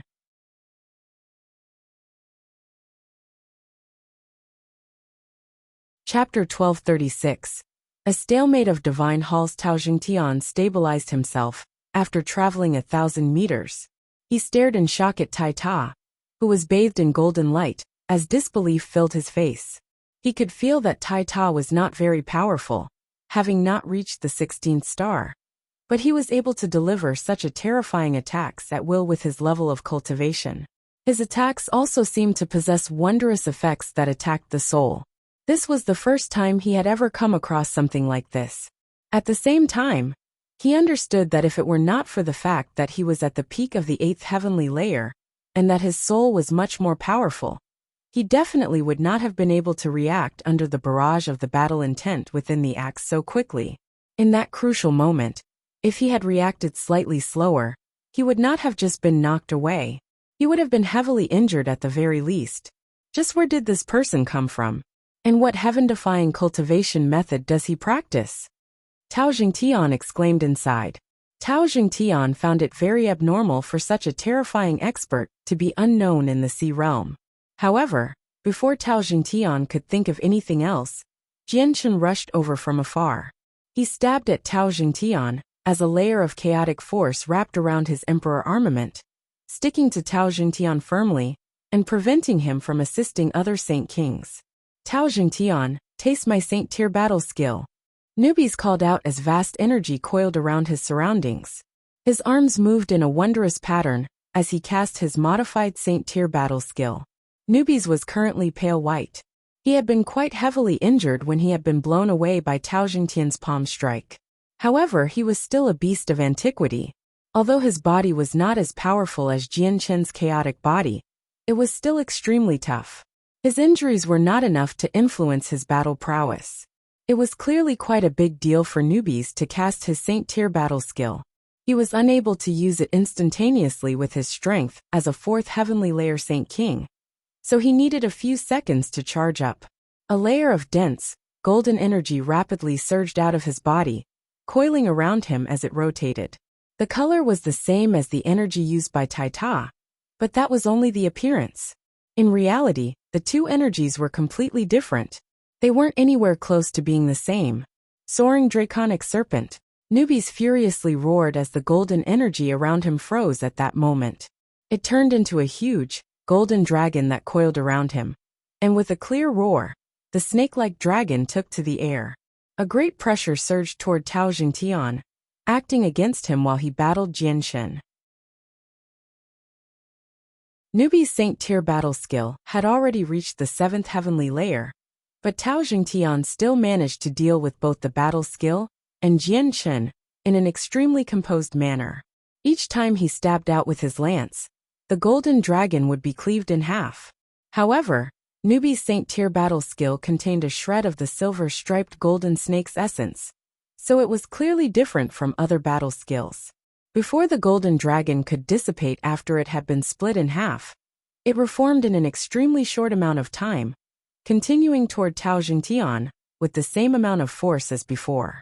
On the other side, Taita had already arrived by the crater that Tao Lin had formed. He mercilessly swung his axe of golden light, ending Tao Lin's life. Tao Jingtian violently jerked with Tao Lin's death, as a sliver of sorrow crossed his face. He wanted to help, but he was caught in a busy scuffle with Jianshen and newbies. Taita was so close to Tao Lin as well. He would not have been able to make it even if he had pulled out his divine hall. As a result, he could only watch helplessly as Tao Lin died before his eyes. Taita took away Tao Lin's space ring before arriving beside Qing Yishuan. He said with his deep but gentle voice, "Leave this to me. Go help Jianshen." Qing Yishuan said nothing. She nodded before handing her opponent to Taita, charging towards Tao Jingtian. Tao Jingtian finally felt slightly pressured when Qing Yishuan joined in. The Saint Kings on his side were rapidly dying. There would be one extra Saint King on the Turtle Clan's side to come deal with him after every death. Once the battle became drawn out, he would gain more and more opponents, and it would become even more difficult for him to face all of them. Tao Jingtian knew he could not continue like this when he arrived at that conclusion. The longer he lasted, the more casualties his side would suffer. On the other hand, although there were some people who had become injured on the Turtle Clan's side, none of them had died. All the people of the Tao family entered the Divine Hall immediately. Tao Jingtian called out as a sound wave erupted through the battle between the Saint Kings. It echoed within a radius of 100 kilometers. A simple Divine Hall was thrown into the air by Tao Jingtian. It became a huge, majestic hall in the blink of an eye in the incoming wind. It radiated with a desolate presence, and was covered by marks left behind by time. Clearly, it had existed for a very long time already. The Divine Hall immediately produced an extremely heavy boom when it struck the ground. The entire place shook violently as the Divine Hall's door swung open. It stood like a tough fortress and blocked all the violent energies that swept through the sky. It created a region of safety around the Divine Hall. The scattered, terrified clansmen, who were dodging the streams of energy, seemed like they had seen a ray of hope and charged into the Divine Hall as quickly as they could. A dazzling golden light radiated through the air. Taita swung his axe with great force toward a black-robed old man in front of him. The old man was a Saint King of the 5th heavenly layer, but he had already become heavily injured from his fight with Qing Yishuan. As a result, he did not have any power to resist Taita's powerful swing. At the moment he had become dazed from the supreme battle intent. The golden axe cleaved his head in half. 4 of the 9 Saint Kings within the alliance had been slain by Taita with lightning-like speed, and the remaining 5 held their ground with difficulty. However, all of them were extremely stern without exception. They no longer revealed the great confidence they had showed earlier. Meanwhile, the ancestor of the Mashi clan regretted his actions inside. If he had known that the Turtle clan was so powerful earlier, he would never have agreed to the marriage with the Tao family, much less work with the Tao family against the Turtle clan. His Mashi clan had suffered severely from the conflict with the Turtle clan, since one of the Saint Kings slain by Taita was a part of his clan. Enter the Divine Hall. Tao Jingtian bellowed with a sunken expression. He was not carried away by his battle. He swung his lance as hard as he could, forcing back Jian Chun and Qing Yishuan. Afterward he retreated, disappearing in the Divine Hall with a flash. The 4 other Saint Kings in the alliance did not tarry either, entering the Divine Hall at the same time as Tao Jingtian, moving as quickly as they could. The Divine Hall's door suddenly slammed shut, and the structure rose up from the ground, quickly reaching an altitude of 1,000 kilometers. Ancestor, let us in. Over 1,000 clansmen of the Tao family had failed to enter the Divine Hall in time. They all began to plead as despair filled their faces. A few clever people immediately turned around to flee into the distance when they saw that there was no hope of entering the Divine Hall. They wanted to avoid the pursuit of the Turtle clan experts, as well as the energy ripples from the battle. Tao Jingtian did not leave as he controlled the Divine Hall. Instead, the Divine Hall rapidly fell onto Jian Chun and the others. He wanted to use the toughness of his Divine Hall to deal with the 8 of them. Jian Chun coldly smiled when he realized what Tao Jingtian was trying to do. Tao Jingtian, do you think you're the only one with a Divine Hall? The Octotera Divine Hall had appeared in Jian Chun's hands and transformed into a gigantic structure instantly. It was no smaller than Tao Jingtian's Divine Hall. Jian Chun newbies Taita, Qing Yishuan, Taido Lanjing, Xan Pian, and Mokas all charged into the Divine Hall. Under Jian Chen's control, the Divine Hall quickly charged into the sky. It moved like a streak of light, and by the looks of it, it looked to be flying toward the Tao family's Divine Hall. Although the Octotera Divine Hall had been beaten to ruins by Kaiser, it could repair automatically. After so much time, it had recovered by at least 80% even though it had not completely returned to how it had been before, and it seemed fine from the outside. Boom! With a violent sound, the 2 Divine Halls brutally collided in the air. The great force created from the collision knocked the 2 of them away. The 2 Divine Halls remained in perfect condition. The violent collision had not even left a scratch on them. The Divine Halls hovered at a high altitude in unison after clashing once. They both knew that neither of them could do anything to the other, unless they were in possession of a Saint Emperor's strength. Ruler of the Turtle clan, I never thought you'd have a Divine Hall as well. Tao Jingtian's cold voice rang from his Divine Hall. Jian Chun appeared silently on the highest point of the Octotera Divine Hall. He coldly stared at the Tao family's Divine Hall 1,000 meters away and responded with, Tao Jingtian, I still can't break through your Divine Hall today, so it ends here.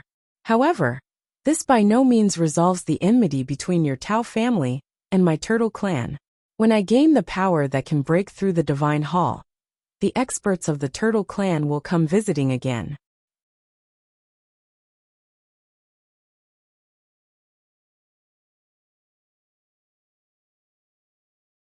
Chapter 1237. emissary of the Heaven's Spirit Hall. Humph, you sure put it lightly. The only way for you to smash through my divine hall is to break through to the 17th star and become an emperor.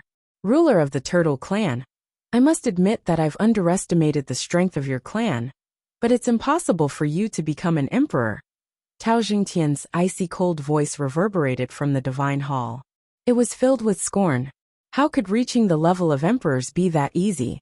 Even Tao Jingtian, who was about to become a hall elder, did not yearn for such a level of strength. Jianshan sneered. It's not up to you to decide whether I can become an emperor or not. The next time I visit your Tao family will be the day I smash your divine hall.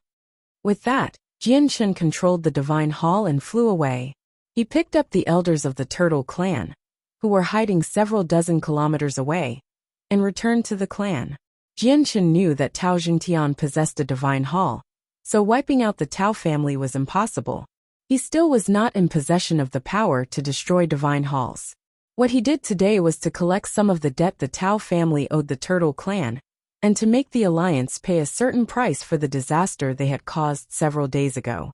The divine hall vanished into the horizon with the experts of the Turtle Clan. Only after confirming that they would not return did Tao Jingtian put away his divine hall. However, only the 5 Saint Kings who had managed to survive left the divine hall. Tao Jingtian dared not let out the clansmen who had entered, afraid that Jianshan would take revenge on them.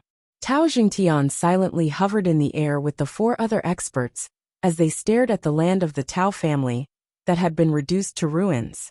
They were all gloomy and their emotions were heavy. The corpses of the people from the Tao family were littered everywhere in the messy ruins. These people had all died from the great ripples of battle that had appeared in the battle between the Saint Kings, and among the corpses were close to 10 saint rulers. Tao Jingtian slowly glanced over the ruins as his face darkened. His hands creaked from how hard he clenched them, as flames of fury burned within him along with deep regret. His clan had lost far too much during that battle. Over half of the clansmen had died, and barely any elites were left. Even 2/3 of the saint rulers had died along with Tao Lin, who was a saint king. Compared to the Tao family, the losses of the Turtle Clan were nothing. After all, their core power still existed. We judged the Turtle Clan's strength incorrectly. We never thought that they were actually so powerful. The Turtle Clan will not just let this matter go like this. My Tai clan does not have a divine hall. Tao Jingtian, I need to return to my clan immediately and find a way to avoid the revenge of the Turtle Clan. Tai Tongyi informed him with a heavy voice. I must immediately return to sort this out as well, or the Turtle Clan can easily wipe out my Cayenne clan with the strength they've displayed, said the ancestor of the Cayenne clan. His face was rather pale, and he felt extremely regretful over what he had taken part in. If he had known that the Turtle Clan was this powerful before, he would have politely handed over the crystal mines he had taken from the Turtle Clan. Sigh. The ancestor of the Mashi clan exhaled as worry filled his face as well. He was constantly berating himself inside. Originally, his clan had nothing to do with the whole matter, but he was greedy for the resources the Turtle Clan possessed, so he agreed to the marriage with the Tao family, causing him to join with the Tao family to handle the Turtle Clan. It's all because of my greed, the ancestor sighed inside. With everything how it was now, he knew that his clan had already become tied with the Tao family. Regret was already useless. Everyone, we've become complete enemies of the Turtle Clan. Fleeing is completely useless. The Turtle Clan will never let us go. Let's fuse our clans together for now and protect ourselves with my divine hall. We can slowly develop a plan to deal with the Turtle Clan later, said Tao Jingtian. He knew that the experts around him represented an extremely great force. They were a great resource for dealing with the Turtle Clan, so he needed to make them stay no matter what. After considering their choices, the other Saint Kings all nodded before returning to their clans to make some preparations. Afterward, they sent the elite forces of their clans, as well as their direct descendants, to the Tao family.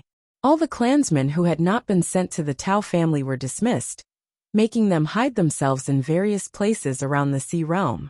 It was no longer their problem if the people of the Turtle Clan decided to hunt them down or not. A huge, majestic divine hall stood quietly in the very center of the Heaven's Spirit Hall's territory. The divine hall was a supreme existence within the land, because it was where the ruler resided. At this moment, an illusionary middle-aged man sat on a throne in the highest, most well-decorated room of the hall. He was an image projected by a powerful soul, and not the person himself. A capable old man knelt beneath him. "Hallmaster, I have returned from investigating things on the Tianyuan continent. That person's name is Jianshen, and he is extremely well known on the Tianyuan continent. He is an unprecedented prodigy, having reached Saint Ruler in less than 50 years of cultivation. In the end, because of matters due to the ancient beast god, he suffered the pursuit of the emperors from the beast god continent, which was why he hid in the sea realm. During that time, he assisted the Dare tribe in dealing with the Menghuang tribe, and happened to slay the emissary of the serpent god Hall, who was in possession of the abyssal crystal. He obtained the crystal from there, and fled into the territory of the sea goddess Hall. He then ended up with the ruler's chi of the turtle clan for some unknown reason, and becoming their ruler. The illusionary man on the throne frowned slightly.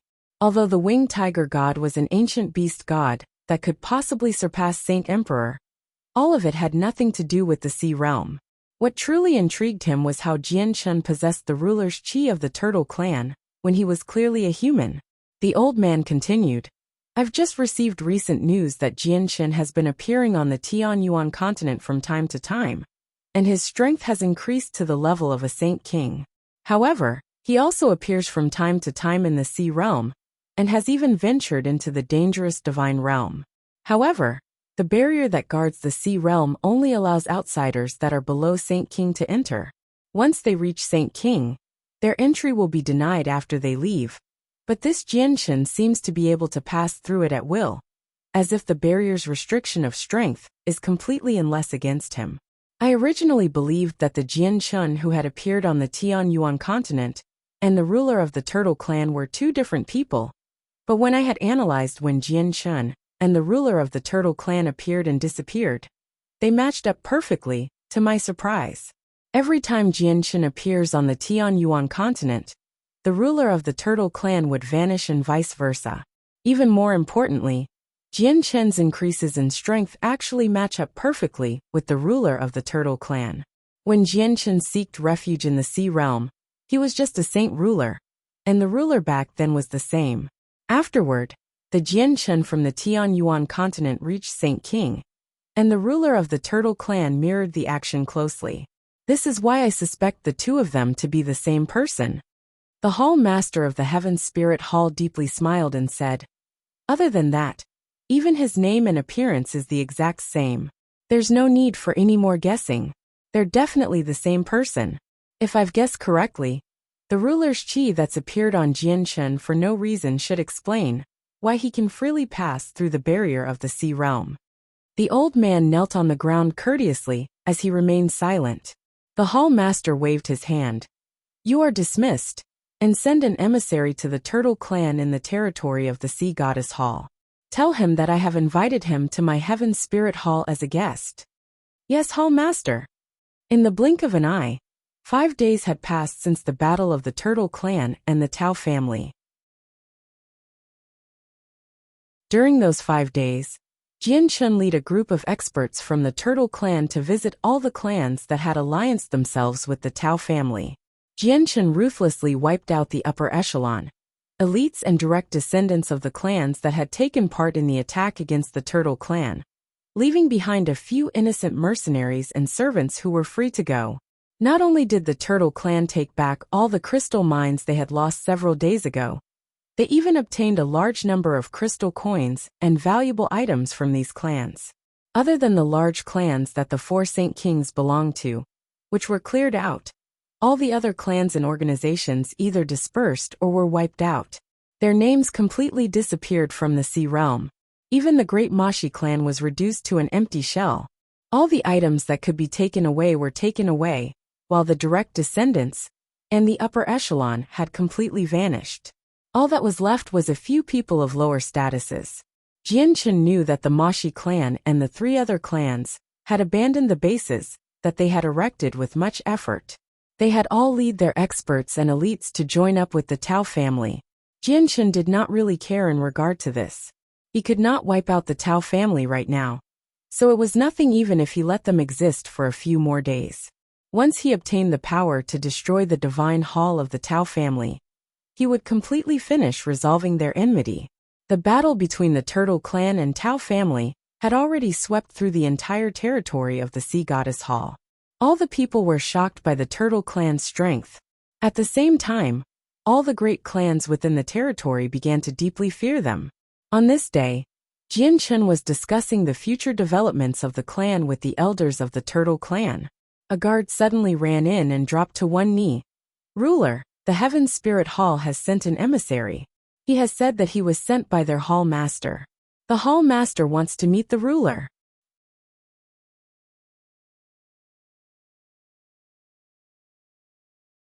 Chapter 1238. Houston becomes a Saint Emperor. What? The hall master of the Heaven Spirit Hall has sent an emissary? Jianchen was stunned by the guard's report. The hall master of the Heaven Spirit Hall was one of the 3 rulers of the Sea Realm. He was a Saint Emperor. So why would someone as great as him send an emissary to the Turtle Clan, as well as say that he wanted to see him? Jianchen did not have any connections with the hall master. "Invite the emissary into the guest room," Jianchen said to the guard after thinking a little. The guard left as ordered while Jianchen put his meeting with the elders on hold. He then made his way to the guest room. The emissary was already waiting in the guest room. There were a total of 3 people, and the leading person was an ordinary-looking old man. He was dressed in a simple fashion while his eyes shone with gleams of light from time to time. 2 extremely burly men in tight robes stood behind the old man. Their uncovered, thick arms would flicker with weak, blue light from time to time. Both of them possessed deep blue skin. Jianchen was slightly surprised when he glanced over the 3 of them. He could tell with a single glance that the seated old man was a 3rd heavenly layer Saint King, while the 2 middle-aged men behind him were 9th heavenly layer Saint Rulers. The emissary sent by the Heaven Spirit Hall is a Saint King, and his followers are 9th heavenly layer Saint Rulers. What extravagance, Jianchen thought inside. The emissary immediately stood from his seat when he saw Jianchen. He clasped his hands at Jianchen with a smile. "I am Hu Bai, and I greet the ruler of the Turtle Clan." "You are far too polite, emissary Hu Bai. Please sit." Jianchen politely replied with a smile before sitting opposite of Hu Bai. He asked for his well-being out of politeness before approaching the main topic. "May I ask why you've come from so far away to my Turtle Clan?" The Sea Goddess Hall, Heaven Spirit Hall, and Serpent God Hall had an agreement. All members of the halls were not allowed to trespass each other's territory without explicit permission. Although Hu Bai belonged to the Heaven Spirit Hall, he had come to the territory of the Sea Goddess Hall as an emissary. As long as he did not cause trouble here, he would obviously be able to pass through smoothly. "Ruler, I've come under the orders of the Great Hall Master to pass on a message. The Great Hall Master has personally invited the ruler to our Heaven Spirit Hall as a guest." "Ruler, so?" Hu Bai said amicably as gave a positive smile. He was very polite. Jianchen frowned slightly. He had no ties with the Hall Master of the Heaven Spirit Hall. He had even visited the Heaven Spirit Hall to cause trouble once. But it was resolved when a hall elder of the Heaven Spirit Hall told Lan Jing, Xan Pian, and Mokas to follow him. He could not agree no matter. What if the Hall Master of the Heaven Spirit Hall wanted him to visit? This was because he was only safe in the Sea Goddess Hall among the 3 territories. Jianchen immediately displayed a slightly troubled expression when he thought up to there. He said, "Emissary Hu Bai, please help me bring back a message to your esteemed Hall Master. My clan has undergone conflict with the Tao family recently, and we are suffering from significant losses. So I still have many matters to deal with. I really can't make the time, but if I really am able in the future, I will definitely pay a visit to the Heaven Spirit Hall." Jianchen really meant it when he said he would pay a visit, but that would only be once he was powerful enough to deal with Saint Emperors. At that time, he would definitely pay a visit to the Heaven Spirit Hall and the Serpent God Hall. The Serpent God Hall in particular. He had yet to clear his debt from back then with them. The emissary had obviously heard of the news between the Turtle Clan and the Tao family's alliance, so he did not doubt what Jianshun had said. Also, he was unsure what the connection between the Hall Master and Jianshun was, so he dared not to do anything that could offend Jianshun. As a result, he stood up with a smile and clasped his hands. Sure. The Turtle Clan has just gone through a battle, so there are obviously countless miscellaneous matters to deal with. Ruler, I've already delivered the message, so my mission is complete. I should return, so I'll stop wasting the ruler's precious time. Farewell. Farewell. Jianshun also stood up and saw Hubei off personally. He then continues the meeting with the Turtle Clan, discussing the future developments. After the meeting, Jianshun went nowhere. He passed down images of the materials needed for the azulite swords to people, so they could search the entire sea realm before entering seclusion himself. He continued to work hard on absorbing the almost invalid monster cores to increase his strength while he waited for the arrival of the worldly ebb. 2 days later, Hubei reported what Jianshun had said to the Hall Master, without missing a single detail, in the gigantic divine hall of the Heaven's Spirit Hall. The Hall Master remained as a projection of the soul. After listening to Hubei's report, he frowned slightly and dismissed Hubei with a wave of his hand. He mumbled to himself, "The ruler of the Turtle Clan has actually made up an excuse against me. Looks like inviting him over really will be quite difficult. Do I have to visit him personally?" With that, the Hall Master sank deep into thought. He remained silent for quite some time. An old man in hemp clothing currently sat in a cave within a mountain in a huge, desolate mountain range on the Tianyuan continent. A dense red mist permeated his surroundings, and it was sticky like blood. It would pulse from time to time like a heart, churning violently at other times as if a dragon was stirring. The old man was Houston. After obtaining the Empyrean Demon Orb from Jianshun, he had left Longevity Valley and found a desolate mountain range with scarce energy of the world to enter seclusion. He was trying to break through to Saint Emperor. At this moment, the red mist around Houston came to a sudden stop, as if the beating heart had come to a halt. It all stopped moving. However, this only lasted for several seconds.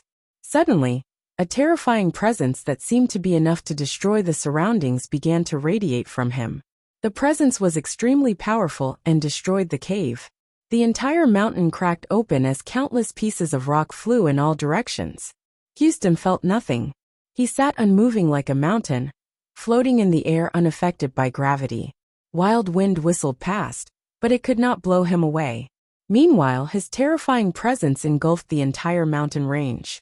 An even stickier blood-red mist radiated from Houston's body, before turning into a tornado that quickly revolved around him. As it spun, the dense and sticky mist would rapidly grow deeper in color, and became more consolidated. It was taking a qualitative leap bit by bit at a visible rate. A mass of colorful clouds had already appeared in the sky that was originally a deep blue. The clouds actually contained 9 colors.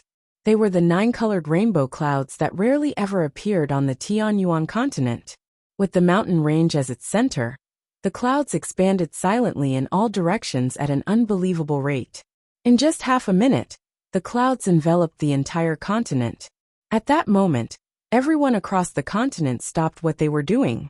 They looked at the sky in curiosity, staring at the silent, colorful clouds in the sky. Very few people knew what was happening. In the various cities on the Tianyuan continent, both the hurried or feasting mercenaries and merchants were standing on the street without any exceptions. They all pointed at the 9-colored rainbow clouds and discussed them. No one knew what was happening. However, different rumors appeared in every place very soon. Some people said that the 9-colored clouds were an omen of great fortune. The continent was about to change and be united by a powerful empire or organization, creating a whole new empire.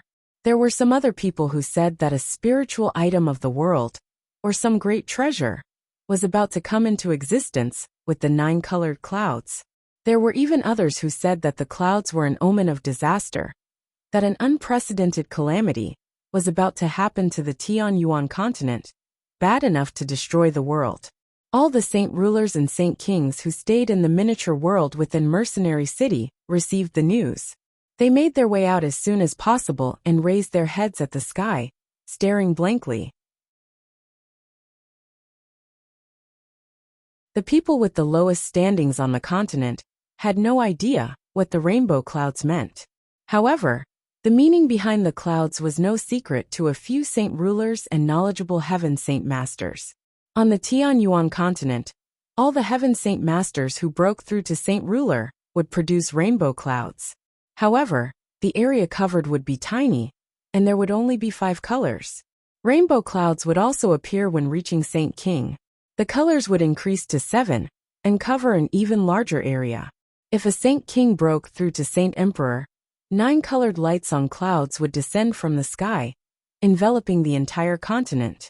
The saint rulers and saint kings in Mercenary City all knew from the 9 colored clouds that a second Saint Emperor would be appearing after the Path Lord of Carnal Desires on the Tianyuan continent.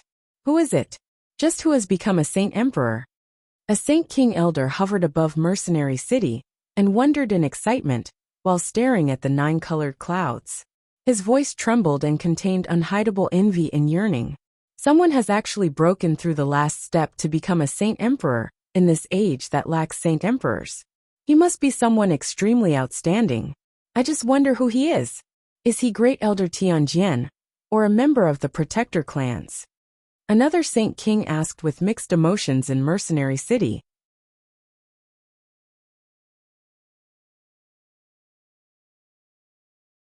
Chapter 1239.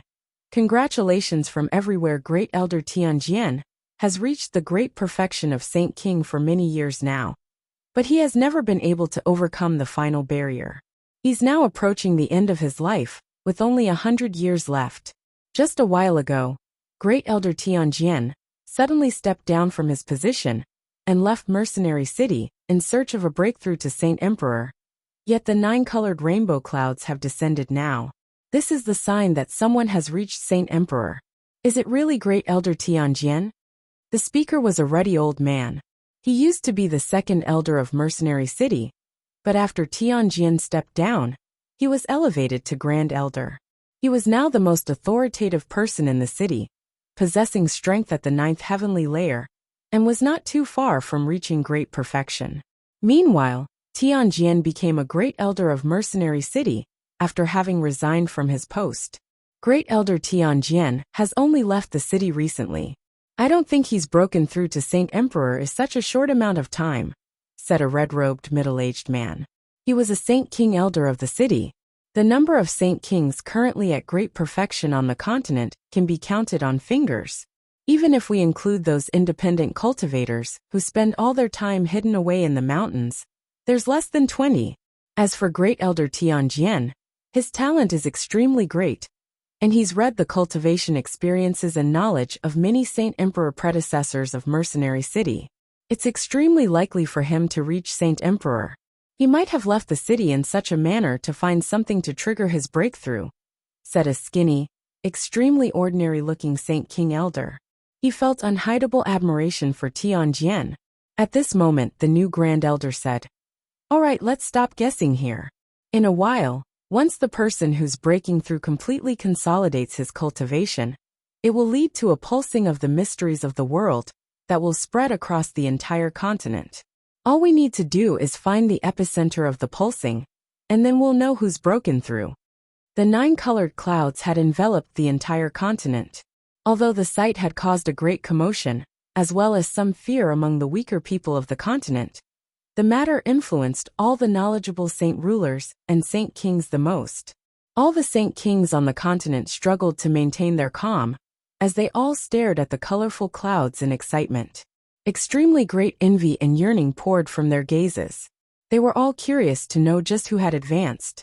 10,000 kilometers away from the city of God, a wooden hut stood alone on the highest peak of the mountain range. The wind whistled wildly there, producing sounds like sobs, but it could not sway the wooden hut at all. At this moment, Hao was standing with his arms crossed outside the hut. He stared at the clouds that had enveloped the entire world in interest as he mumbled. Someone's finally broken through to Saint Emperor on the continent again. Hao Wu's eyes twinkled, revealing a sliver of envy and yearning as well. The realm of Saint Emperors was an irresistible enticement to all Saint Kings. However, he seemed to think of something soon afterward. The yearning in his eyes disappeared. It was replaced by a sliver of loneliness and deep sorrow. He turned around and entered the wooden hut, sitting next to the bed as he held Czar Tsayin's white hand. He emotionally said, "I don't wish to reach Saint Emperor in this life. I only Kaiyin can wake up sooner." Czar Tsayin's situation had been caused by her attempted suicide. She had harmed her soul and sealed herself off, which had not left an injury of the body. As a result, Hao Wu could do nothing since injuries of the soul were the most difficult to deal with. The 9-colored clouds covered the sky for half a day before a powerful pulse of the mysteries of the world suddenly appeared, rapidly expanding into the distance. The pulsing was at the level of a Saint Emperor and originated from where the person breaking through was. It also symbolized a successful break through to Saint Emperor. "I know where it is now. Let's go take a look." The Grand Elder of Mercenary City called on a group of people and immediately ripped open a space gate before hurrying away with everyone. "We finally know where that person is. Let's go and see just who has broken through." Other than the Changyang clan that had been sealed up, all the Saint Kings from the 9 other clans moved out, heading in the direction of the pulsing together. In this current era, breaking through to Saint Emperor on the Tianyuan continent was a huge matter. Thus, the identity of the person was extremely important to the continent. His affiliations could affect the future of the continent to a certain degree. If he was affiliated with the good, it would obviously be something worth celebrating over for the continent. But if he was bad, it could lead to a disaster on the continent. All the Saint Kings in the 3 great empires, in the ancient clans, and the ones scattered across the continent had ripped open a space gate and hurried over the moment the pulse reached them, including Changyang Zhu Xiao at the Changyang clan and Changyang Zhu Yin Xiao, who was watching over the royal palace of the Jessen kingdom. Houston remained hovering in the air above the desolate mountain range. The blood-red mist around him had completely disappeared into his body, while he radiated with a vast presence. Just the mere presence that he gave off from time to time was enough to make the surrounding space violently shake. It was extremely powerful. When Houston sensed the great powers brought on from breaking through to Saint Emperor, he could not help but sigh emotionally inside. The power of a Saint Emperor was incomparable to Saint Kings at great perfection. Even though he had just broken through, he felt like the current powers he possessed were more than enough to squash a Saint King at great perfection to death with ease. He had learned many shocking secrets from within the Empyrean Demon Orb after breaking through to Saint Emperor, because he could see an even larger world through the orb. Jianchen has given me an overwhelming fortune. Saint Emperor is only the beginning of cultivation. The path in the future is still long, Houston thought. Reaching Saint Emperor was something worth being happy over, but Houston remained very calm. The surrounding space suddenly began to pulse as Space Gate after Space Gate appeared. Saint Kings emerged from all of them, and without any exception, all of the Saint Kings had erased their presences. They appeared like ordinary people, and even the Saint Kings from the Protector clans and Mercenary City were like that. In just a few short seconds, over 200 Saint Kings had gathered in the space that had been empty before. All of them focused their gazes on Houston as soon as they emerged from their space gates, no longer able to shift their attention away. All of them understood extremely well that a true Saint Emperor sat before them from the terrifying presence Houston gave off from time to time. "Houston, I never thought that you'd reach Saint Emperor," the Grand Elder of Mercenary City sighed in surprise. He had thought about the people who could have become Saint Emperors earlier, but he definitely did not think that it would be an assassin. After all, the changes from 1,000 years ago had greatly affected Houston. However, the Grand Elder of Mercenary City also felt rather disappointed after confirming who it was. It was actually not Great Elder Tianjian. Congratulations, Sect Master Houston, for reaching Saint Emperor and reaching the apex of the Tianyuan continent. A second Saint Emperor has finally appeared on our Tianyuan continent, after the Path Lord of Carnal Desires. The Pavilion Master of the Pure Heart Pavilion congratulated Houston, first with a smile. "Congratulations, Sect Master Houston." Afterward, all the Saint Kings arrived in front of him and congratulated him. Every single one of them bore smiles, and spoke in a polite tone. In this era that lacks Saint Emperors, even the protector clans with deep heritages were unwilling to offend them so easily. "Former Sect Master, why, you've really become a Saint Emperor?" An excited voice rang out from behind everyone. The Vice Sect Master of the Bloodsword Sect, Jiang Wang, pushed his way to the front as he excitedly looked at Houston. Jiang Wang's excitement had peaked after learning that it was Houston who had become a Saint Emperor. Houston finally opened his eyes at this moment. He first nodded at Jiang Wang before clasping his hands at the surroundings. "I thank you all for your congratulations." Houston spoke with an extremely calm voice, without any joy or excitement that he should possess after reaching Saint Emperor. Houston has already become a glorious Saint Emperor, having become one of the only two of our continent, yet he's still able to remain so calm. Just this has already surpassed all of us present. No wonder it was Houston who reached Saint Emperor. So his mental state has already reached a level far beyond us, praised a Saint King, which immediately led to the agreement of many people. Houston smiled nonchalantly with that and said, "There is never an end to cultivation. Saint Emperor is only just the beginning, so it's nothing to be proud about. We must understand that there is always someone greater than us elsewhere. We have only been sheltered and ignorant in the past." All the people became stunned with what Houston had said. Saint Emperor was actually just the beginning. If it was someone else who had said that, and not Houston, some of the people present would probably have begun cursing them. "Everyone, I still have matters to attend to, so farewell." Houston did not give a detailed explanation. He ripped open a space gate and left. He had learned a lot of information from the Empyrean Demon Orb with his breakthrough. Not only did he understand that Saint Emperor was just the beginning, he had learned some shockingly powerful secret techniques. Even as a Saint Emperor, he could only use these secret techniques with difficulty. Their levels had surpassed Saint tier battle skills. 3 days later, Houston consolidated his cultivation as a Saint Emperor, and also gained a basic grasp over some of the secret techniques. He then made his way to the Death Nest all by himself. "It's here. This is the Death Nest. Weird. Why is the Empyrean Demon Orb constantly telling me that the Death Nest is calling to me?" Houston stopped outside the Death Nest, and became extremely curious. You're tuning in to the Li Mei's Wuxia Whispers YouTube channel. We're so grateful for your support, and don't forget to subscribe to join us on this incredible journey through captivating stories. Your generosity through donations truly makes a world of difference, as it's the primary source of revenue that allows me to expand and enhance this channel for you. Thank you from the bottom of my heart for being a part of this adventure.